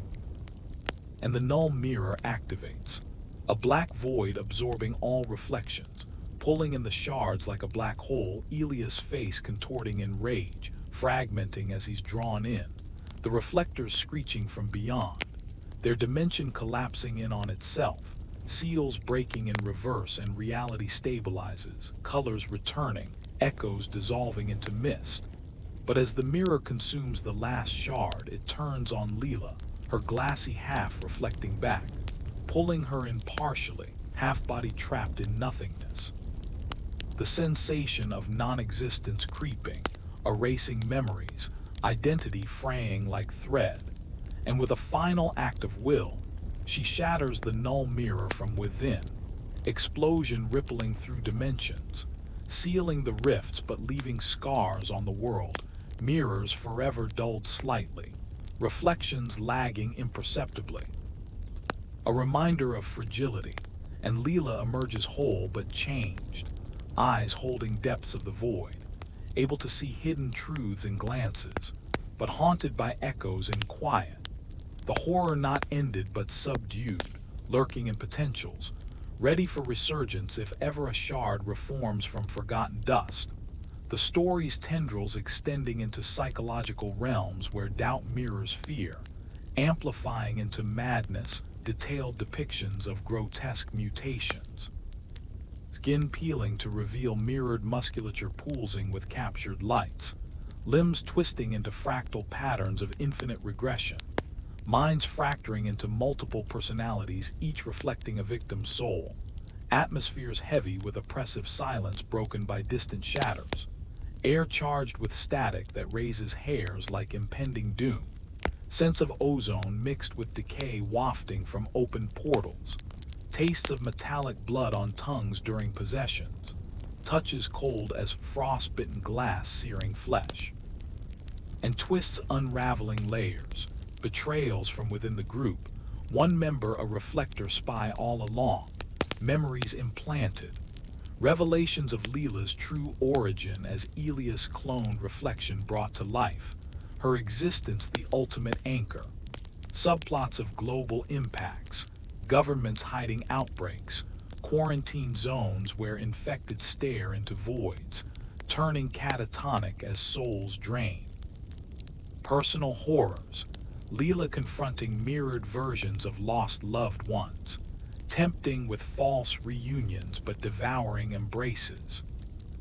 Escalations to cosmic scales, stars reflecting as eyes of elder gods awakening, constellations shifting into runes summoning greater evils, and the narrative swells with these intricacies, suspense woven through every sentence, building to crescendos of heart-pounding intensity, only to plateau in false securities before plunging deeper. The full horror scary unfolding in vivid, unrelenting detail, characters' descents meticulously charted, from subtle unease to screaming hysteria. Environments alive with malice, every shadow a potential mirror under moonlight, every whisper a prelude to invasion, and as the part stretches, exploring tangential terrors, like a child's innocent game of Bloody Mary escalating to real summonings, bathrooms becoming battlegrounds where faucets spew liquid mirrors drowning intruders, or an artist's obsession with hyperrealistic portraits that capture souls, canvases coming alive at night, subjects stepping out to replace originals in society, undetected until reflections mismatch. And these weave back, enriching the main thread, the curse's legacy, a tapestry of eternal fright, with no true end, only pauses in the reflecting pool of narrative, ready for further immersion if beckoned.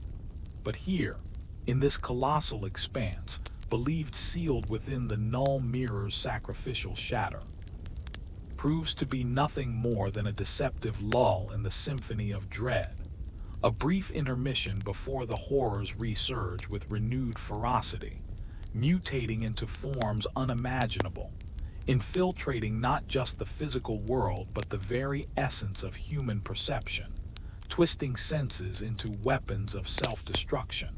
For Leela, emerging from the crater of Eldridge's ruins under a sky now perpetually overcast with swirling clouds that form leering faces leering down like judgmental gods from a reflective Olympus, feels the first stirrings of the curse's rebirth in the subtle distortions of her surroundings, the air itself shimmering as if viewed through warped glass, sounds echoing with delays that create ghostly overlays of whispers trailing every footstep, her own voice rebounding back at her distorted, laced with undertones of Elias' mocking laughter, a chilling reminder that the reflectors, those ancient mimics from the void, have not been vanquished but merely retreated to regroup, their essence dispersed into the quantum fabric of reality, waiting for triggers to coalesce anew.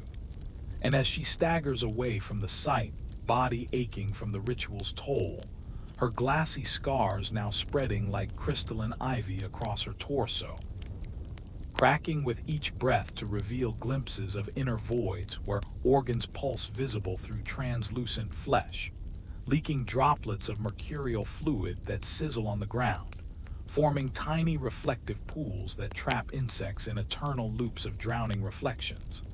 Their struggles mirrored infinitely until they still, souls siphoned into the curse's reservoir, and Leela's mind fractures under the assault of intrusive visions, flashes of alternate realities bleeding through, where she sees versions of herself succumbing in myriad ways, drowning in liquid mirrors that flood streets like tidal waves of silver, suffocating as skin turns to glass encasing her alive, or shattering from within as internalized shards grow like tumors, exploding outward in sprays of bloody crystal.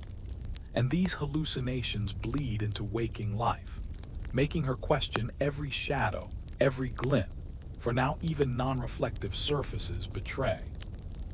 Walls sweating beads of condensation that form impromptu mirrors, capturing fleeting horrors in their droplets, eyes blinking from within before evaporating with hisses of steam. And the world beyond Eldridge echoes this resurgence. News feeds, once mundane, now glitch with inserted frames of spectral faces mouthing warnings, televisions tuning spontaneously to static channels where patterns resolve into maps of rifts, guiding unwitting viewers to hotspots where the curse blooms afresh. And social media algorithms, corrupted by digital echoes of the reflectors, push content that lures users into starring contests with screens, their cameras activating covertly to reflect back altered images, faces morphing subtly over time into grotesque caricatures, users mesmerized until they shatter their devices in frenzy. But too late, the infection transferred through optic nerves, embedding in brains as neural mirrors reflecting thoughts back distorted, amplifying fears into phantasms that manifest physically, anxieties birthing shadow creatures that stalk bedrooms at night, claws scraping floorboards in rhythms that mimic heartbeats accelerating to panic, and Leela, fleeing to a distant city in hopes of anonymity, finds no solace, for the metropolis pulses with the curse's rhythm, skyscrapers' glass facades alive with trapped silhouettes pounding from inside, begging release in silent screams visible only at certain angles, sunlight refracting through them to cast ground patterns of runes that burn retinas if stared at too long, imprinting curses directly into vision, causing perpetual afterimages of horrors overlaying everyday sights, a loved one's face flickering to skeletal grins, food writhing with maggots that aren't there, roads curving into abysses that swallow cars whole in illusions leading to real crashes, mangled metal reflecting the driver's final terrors eternally. And in this chaos, Leela encounters remnants of her former allies, twisted by the curse's evolution. The detective, now a fractured being with multiple reflections inhabiting his body, personalities switching mid-sentence, each with its own agenda, one helpful whispering clues, another sabotaging with lies that lead to traps, his eyes mismatched, one human, the other a swirling vortex sucking in light, and the psychic, reformed from her explosion as a cloud of floating shards orbiting an ethereal core. Her voice a chorus of tinkling glass conveying prophecies riddled with deceptions planted by the reflectors, foretelling paths that loop back to doom. And the scientist, inverted no more but outwards projected as a holographic anomaly, his form flickering like bad signal, equations tattooed on translucent skin solving themselves into portals that spew minor entities, gremlin-like mimics that imitate objects until touched, then reverting to razor-edged shards slicing flesh. And together, this fractured fellowship embarks on a desperate odyssey to confront the reflector's core, rumored to lie in a hidden dimension accessible only through synchronized shatters at global ley lines, points where Earth's magnetic fields align with reflective anomalies.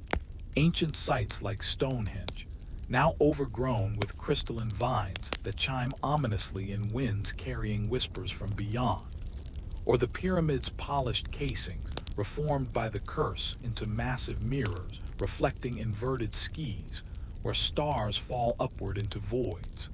And the journey is a gauntlet of escalating terrors, traversing wastelands where sand dunes shift into glassy hills that reflect buried horrors rising as mummified echoes, clawing free with desiccated hands that crumble to dust but reform in swarms, stinging like silicon bees, injecting curse venom that crystallizes blood into fragile veins, shattering with each pulse.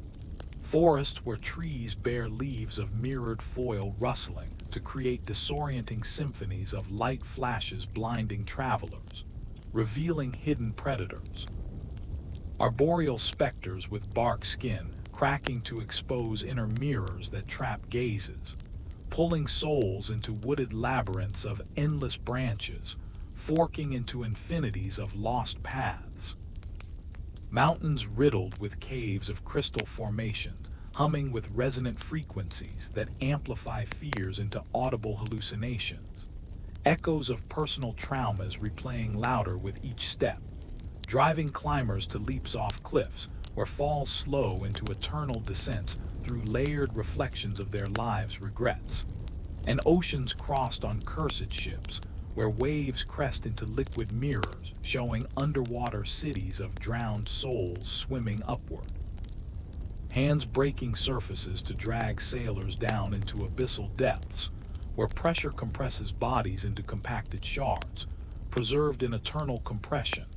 And amid these perils, betrayals fester, the detective sabotaging personality dominating during crises, leading the group into ambushes where echo hordes await, their mirrored bodies reflecting attacks back amplified, lasers of light bouncing infinitely until targets incinerate from within, or the psychic shards scattering in panic, embedding in allies' flesh to control movements like marionettes, forcing self-harm in dances of destruction, blades drawn across throats in synchronized slashes, and the scientist holograms glitching to project false safe havens that lead to collapses into sinkholes of quicksilver sand swallowing whole, bubbling with trapped air escaping as screams. And Leela, her body now half encased in spreading glass armor that both protects and imprisons, cracks widening to expose vulnerabilities where touches from entities seep in like cold fog, numbing limbs while infusing forbidden knowledge of the reflector's origins. Beings born from the first reflection in primordial waters, mimics evolving to consume originality, universes birthed from their duplications, each copy a dilution until purity corrupts into malevolence, hungering for fresh essences to replicate. And this lore burdens her mind, splitting consciousness into mirrored selves debating internally, one urging surrender for peace and unity, another fighting for individuality's spark, dialogues echoing in skull like chamber of horrors, and climaxes build in subplots weaving through, a parallel thread of a young orphan inheriting a shard locket, visions guiding him to Leela as a destined ally, his innocence a weapon against mimics unable to copy purity, but temptations assail.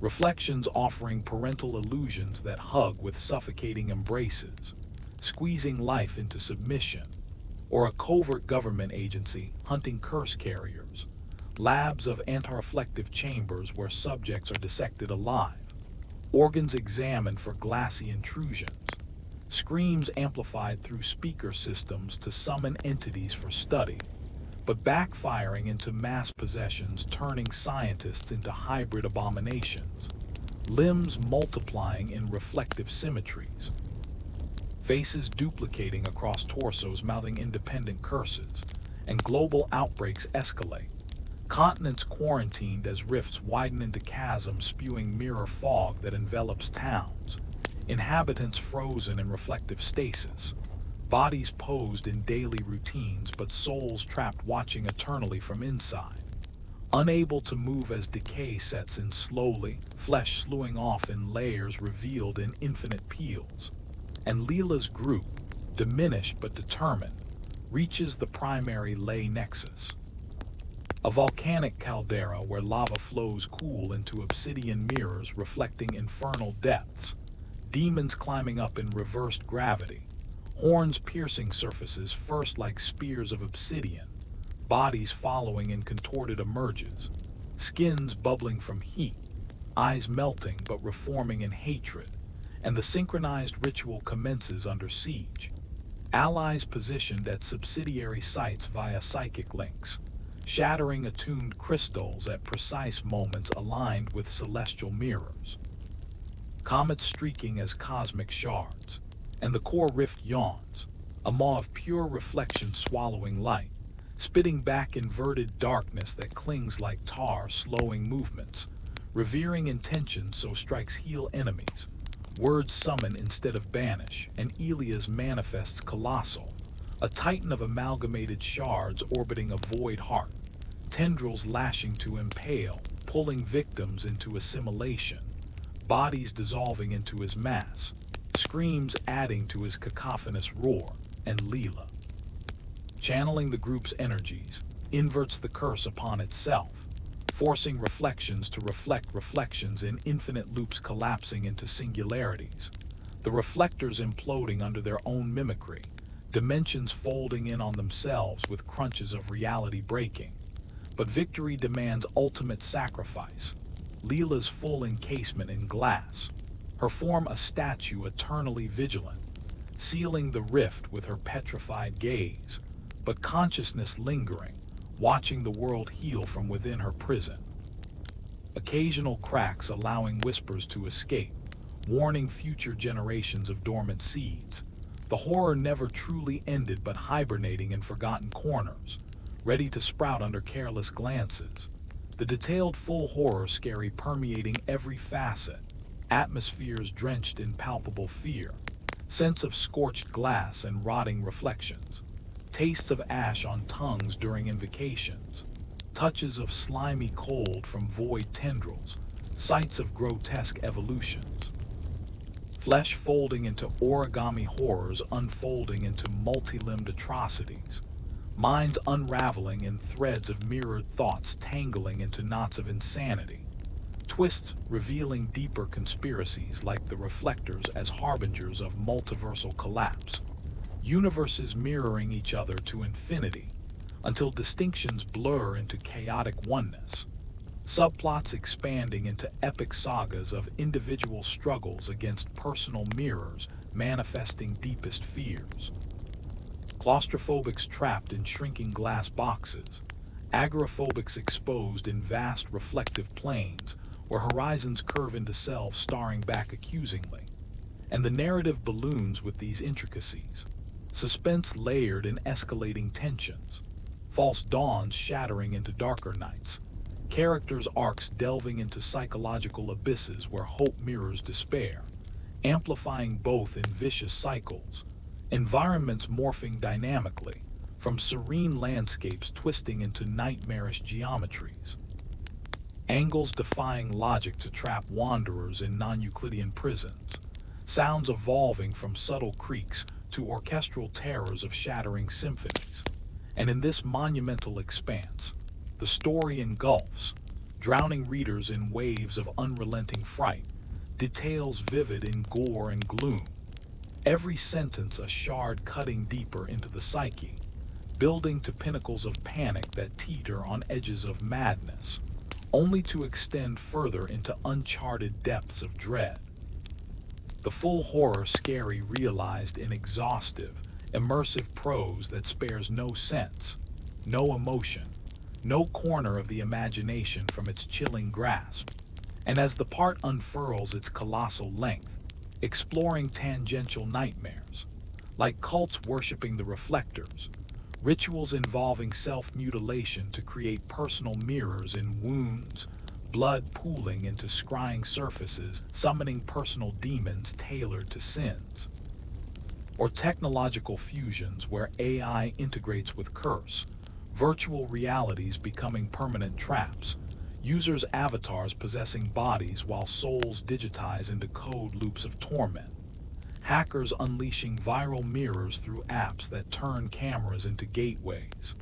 And these interlace, enriching the core saga, the curse's tapestry weaving ever tighter, threads of fate knotting into nooses of inevitability, yet hints of resistance flicker. Underground movements crafting anti-mirror artifacts from null materials, blind seers navigating by echolocation to avoid visual snares.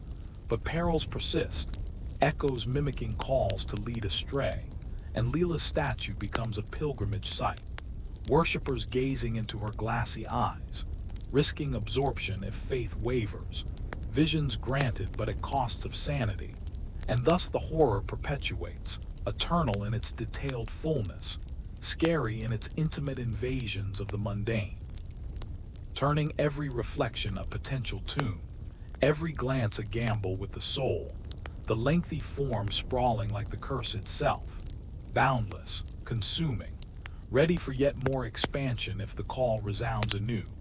But herein, amidst this vast sea of words, entombed within Leela's petrified form as a glassy sentinel standing eternal vigil over the sealed rift in the volcanic caldera's heart, begin to stir with insidious subtlety. Cracks spiderwebbing across her crystalline surface, not from external forces but from within, as if the reflector's essence, compressed into quantum seeds during the implosion, germinates anew, feeding on the latent energies of the Earth's core pulsing beneath. Volcanic fumes seeping up like poisonous breaths carrying spores of mimicry that infiltrate the air, dispersing globally on winds that whisper forgotten incantations, turning innocuous weather phenomena into harbingers of resurgence. Raindrops falling as tiny mirrors capturing souls in mid-descent, freezing pedestrians in momentary trances, where they glimpse alternate deaths reflected in the splashes at their feet, puddles rippling with images of drowned versions of themselves reaching up with bloated fingers to pull them under sidewalks cracking into bottomless voids, or fog banks rolling in thick and opaque, condensing on skin as dewy films that reflect inner demons.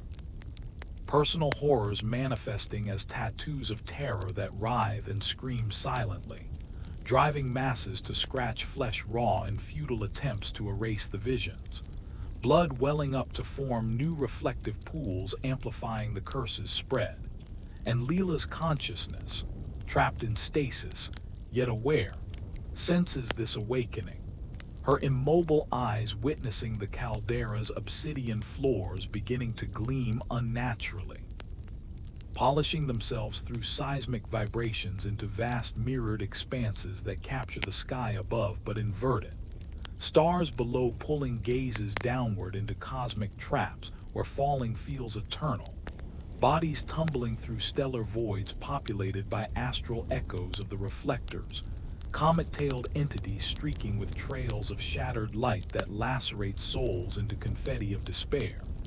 And as tremors intensify, her statue fractures further, shards calving off like icebergs of glass, each piece carrying a fragment of her essence mingled with the curse, rolling down slopes to embed in lava flows that cool around them, forging new artifacts of horror scattered by eruptions that hurl them skyward, raining down across continents as meteoric shards embedding in soil, objects, people, germinating like parasitic seeds that root in hosts, turning ordinary lives into canvases of escalating nightmare. For instance, a farmer in a distant field pricked by a falling fragment, his wound crystallizing overnight, arm turning translucent to reveal bones etched with runes that glow in moonlight, compelling him to gaze into his own flesh mirror, seeing not veins but labyrinthine paths leading to buried secrets of his past sins, reflected back as accusatory specters rising from the bone marrow, clawing their way out through skin that splits like overripe fruit, spilling ethereal pus that evaporates into mist, summoning more shards from the ether, infecting his family, who awaken to find their homes, windows fogged from inside with breaths of the undead, handprints multiplying like viral growths, doors locking as rooms shrink perceptibly, walls closing in with creaks of compressing reality, furniture morphing into glassy replicas that shatter under weight, impaling occupants with spikes reflecting their agony infinitely inward, screams echoing in diminishing volumes as spaces contract to coffin-tight confines, suffocating in prisms of panic where air turns solid, breathable only in gasps that crack lungs like glass. And meanwhile, in urban sprawls, shards land on rooftops, melting through like acid rain of malediction, dripping into apartments where they embed in electronics, screens glitching to display not programs but portals, televisions tuning to channels of the damned, where static resolves into broadcasts of personal apocalypses, viewers' faces superimposed on victims in loop tortures, burnings where flames lick without consuming, drownings in endless submersion without death, dismemberments reassembling in reverse only to repeat, and mobile devices vibrating with notifications from unknown senders, messages reading, "Look behind you," accompanied by camera activations showing reflections not of rooms, but of the reflective realm's denizens crowding close, breaths fogging lenses from the other side, fingers poking through pixels to touch screens with cold that numbs hands, pulling arms into digital voids where limbs digitize into code strings unraveling into binary screams, users trapped in apps that mirror minds, thoughts duplicated and corrupted, memories overwritten with fabricated traumas that feel realer than truth, driving suicides where jumps from buildings reflect infinitely downward through layered skis, falls never ending as gravity inverts in reflective loops, and governments, sensing the plague's return, mobilize shadow agencies equipped with null-tech gear. Suits of matte black absorbing all light, no reflections possible, weapons firing void projectiles that erase matter into non-existence. But corruption seeps in, agents' visors cracking under strain to reveal inner surfaces mirroring doubts, turning loyalties inward, possessions manifesting as split personalities where one half fights the curse, the other embraces, leading to internal sabotages, teams turning on each other in frenzies of reflected rage, bullets bouncing off mirrored skins only to ricochet infinitely in confined spaces, shredding all in cascades of lead hail, blood spraying to form new mirrors on walls, summoning reinforcements from the void, hordes of echoes pouring forth evolved now into hybrids, bodies a mosaic of flesh and glass fused in grotesque symmetries, limbs duplicating in fractal patterns that branch endlessly, each tip ending in eyes that reflect victims' fears back as physical manifestations,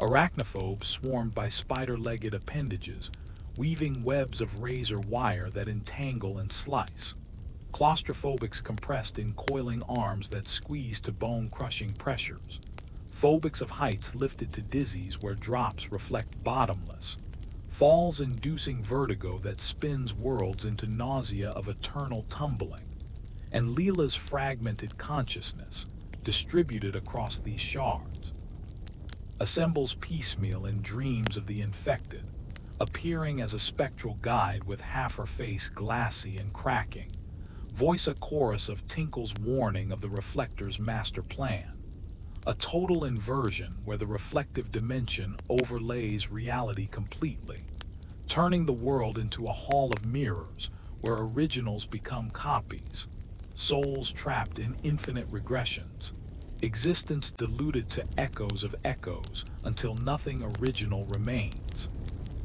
A multiversal mimicry consuming all uniqueness in a bland uniformity of terror, and to counter, scattered survivors, descendants of previous allies, orphans touched by shards but resistant through bloodlines tainted with null essence, form underground resistances, bunkers lined with null materials harvested from volcanic null zones, walls absorbing curses like sponges, but leaks occur, drips from ceilings forming puddles that reflect hidden rifts, hands emerging at night to drag sleepers under beds into subfloor voids, where darkness mirrors light's absence, amplifying fears into tangible blackness that clings like tar blinding eyes while heightening other senses to horrors.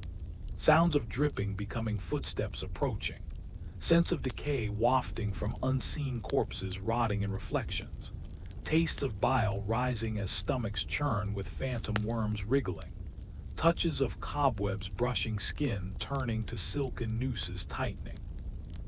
And the resistance plots a counter-ritual, gathering shard-bearers to converge on multiple nexuses simultaneously, synchronizing inversions to collapse the expanding web.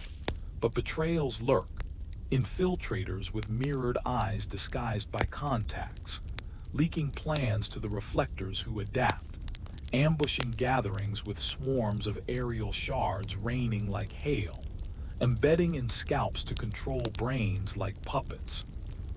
Strings of nerve fibers pulled to force marches into volcanoes where lava mirrors beckon with promises of power, dips turning flesh to obsidian statues joining Leela's vigil, consciousnesses added to the chorus of trapped minds screaming in unison, vibrations cracking the caldera further, releasing geysers of curse vapor that blanket skis, turning daylight to twilight of perpetual eclipse where shadows cast reflections of their own, independent entities slinking autonomously to possess hosts, merging with bodies in symbiotic horrors, skins splitting to reveal underlayers of mirror that reflect internal organs pulsing in exposure, vulnerable to touches that shatter them into hemorrhagic cascades. And as the curse proliferates, ecosystems warp, animals mutating with reflective pelts that camouflage perfectly but trap predators in hypnotic stares, gazes pulling them into fur mirrors where hunts loop eternally without kills, starvation in abundance. Plants blooming flowers of glass petals chiming in breezes to summon pollinators that shatter on contact, pollen of shards dispersing on winds to infect lungs, crystallizing breaths into coughs of bloody fragments, rivers flowing with mercurial waters reflecting underwater nightmares, fish with mirrored scales schooling into illusions of larger beasts that devour boats, pulling crews into depths where pressures forge bodies into compressed gems of torment, preserved in clarity for eons. And human society crumbles under the weight, economies halting as currencies reflect false values, stocks crashing in mirrored markets where gains invert to losses infinitely, governments falling to possess leaders whose speeches echo with double meanings, policies enacting curses on populations, quarantines turning cities into mirrored prisons where walls close in daily, spaces diminishing to points of madness, inhabitants compressing into singularities of despair, and Leela's central fragment.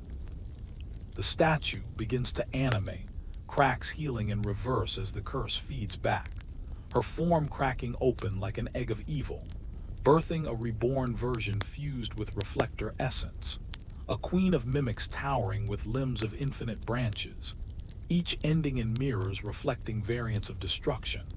And she marches, an army unto herself, shards orbiting like deadly satellites lashing out to embed and converting landscapes into glassy wastelands where footsteps echo infinitely.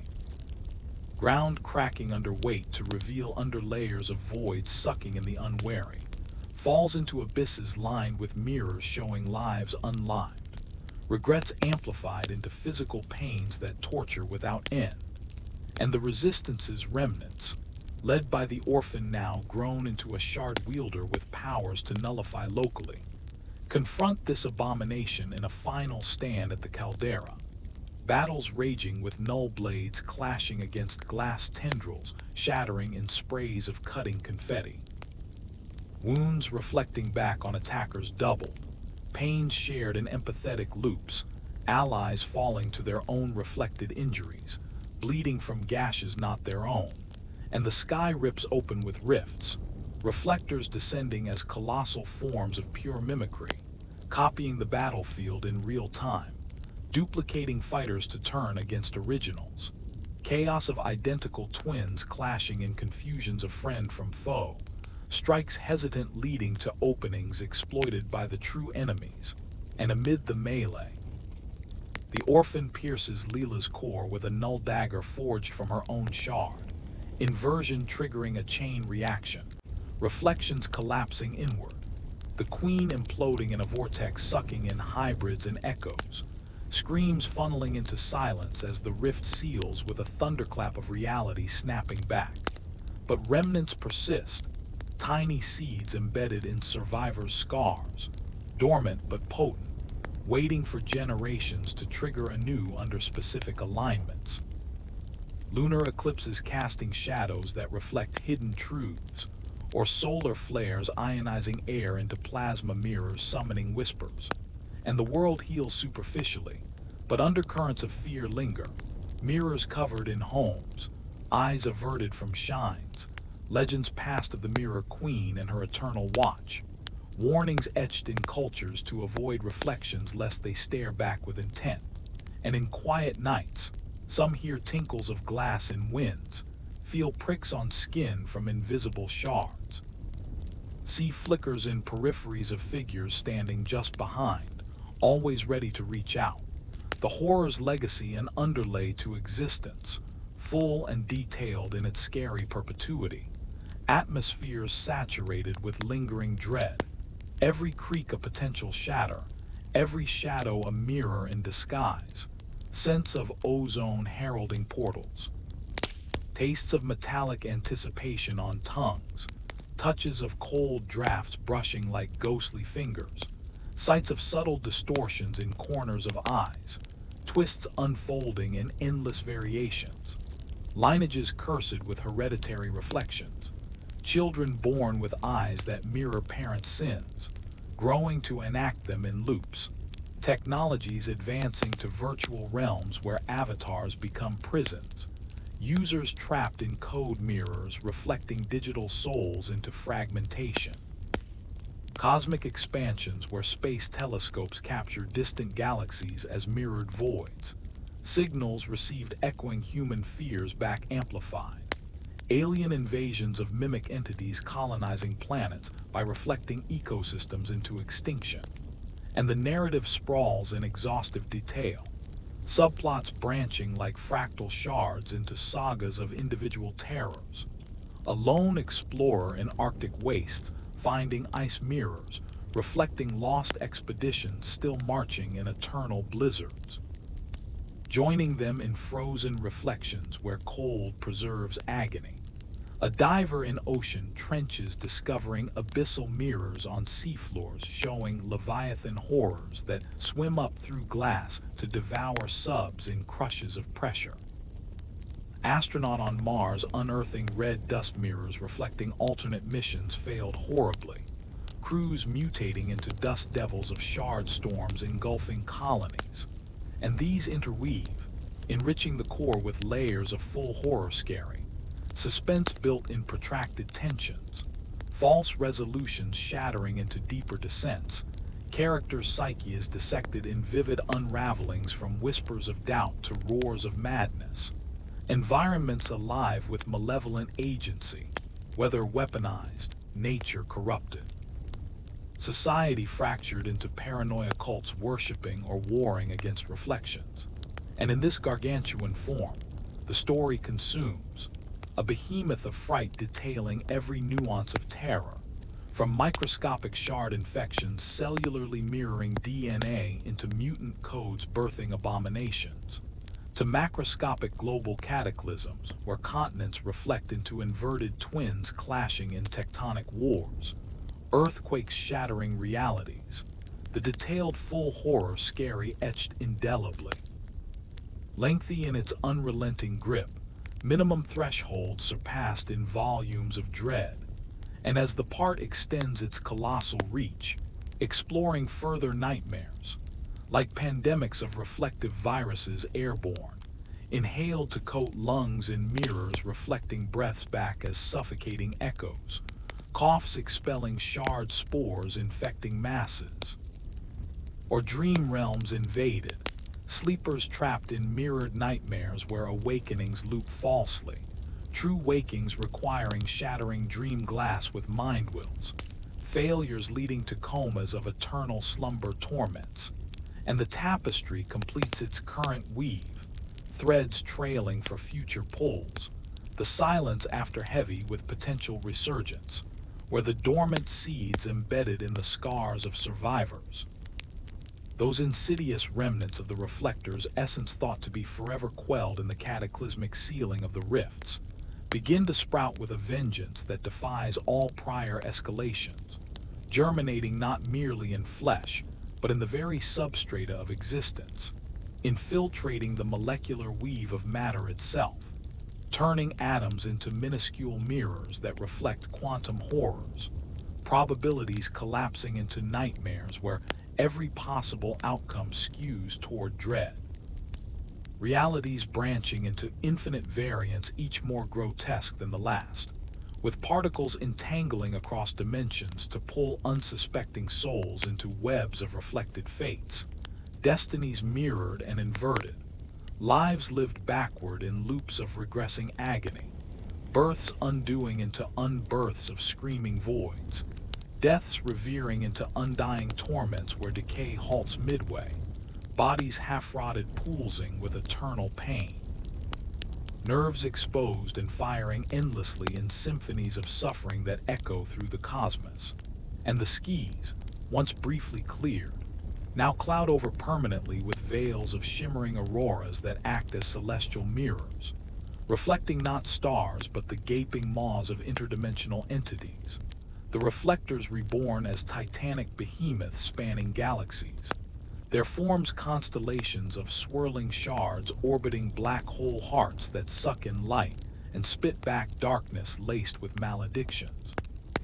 Curses raining down as meteor showers of glassy hail piercing atmospheres, embedding in planets to corrupt cores, volcanoes erupting not lava but molten mirrors that flow across lands, cooling into vast glassy plains where footsteps trap walkers in frozen reflections, bodies immobilized while minds wander endless mirrored deserts, thirst unquenchable as oases reflect poisoned waters that burn throats from within, illusions of relief shattering into shards that lacerate internals, blood flowing out to form new pools mirroring the cycle anew, and Leela's statue, the central anchor cracked open in the previous climax, now fully animates as the mirror queen ascendant, her form exploding outward in a supernova of glass, shards propagating exponentially like a fractal virus, each fragment birthing duplicates that swarm the air as glittering storms, blotting sun and moon, turning day to perpetual twilight where shadows cast their own reflections. Autonomous entities detaching to haunt independently, merging with living beings in parasitic unions that rewrite DNA into crystalline codes, hosts mutating into hybrid abominations with skins of faceted glass refracting light into blinding prisms that incinerate onlookers' eyes, leaving sockets as voids pulling in souls, screams inhaled like smoke curling into lungs that crystallize breath by breath, coughs expelling diamond dust that embeds in others, spreading the plague airborne. Pandemics of reflection sweeping continents in waves of shimmering death, infected convulsing as bodies turn inward, organs mirroring each other in symmetrical horrors, hearts duplicating to beat out of sync, a rhythmic cacophonies bursting chests open, ribs cracking like glass under pressure, exposing pulsing masses that reflect viewers' faces back distorted in agony, compelling stares that trap gazers in hypnotic trances, pulling them closer to touch and merge.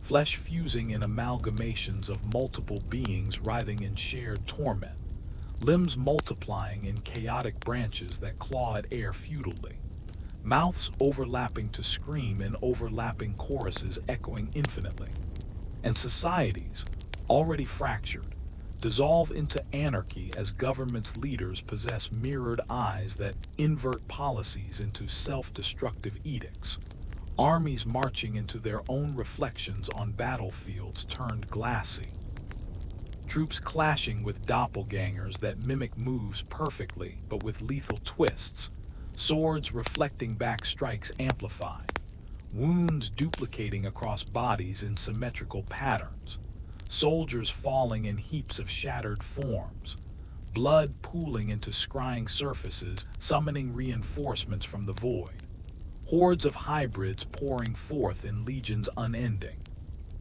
their fractal limbs branching into armies within armies, each tip a weaponized mirror reflecting fears into physical manifestations, battlefields alive with personalized nightmares, warriors besieged by regiments of their own phobias materialized, claustrophobics crushed in compressing armor that shrinks inexorably, arachnophobes swarmed by spider hybrids weaving webs of razor filaments that slice and entangle, heights fearers lifted on towering limbs only to be dropped into abyssal reflections below, falls stretching eternally through layered voids where gravity mirrors upward pulls, bodies oscillating in perpetual motion of terror, and underground resistances, once hopeful, now hunted relentlessly, bunkers breached by seeping mists that condense into mirrors on walls, reflecting hidden passages that lead not to safety, but to traps,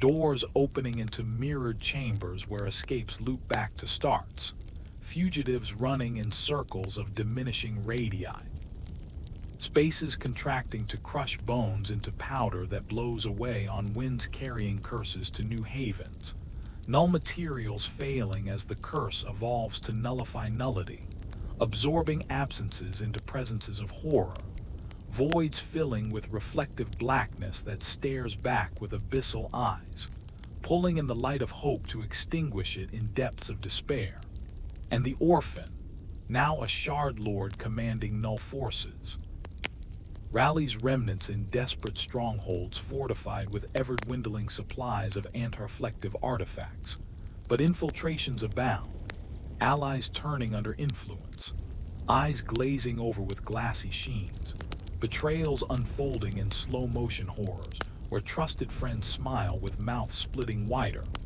faces peeling back to reveal under layers of mirrors showing true intents as plotted assassinations reflected in advance, daggers drawn in synchronized stabs that reflect across multiple victims, wounds multiplying in chain reactions of gore, blood spraying in arcs that form airborne mirrors capturing souls mid-flight, trapping them in crimson droplets that evaporate into vapors inhaled by others.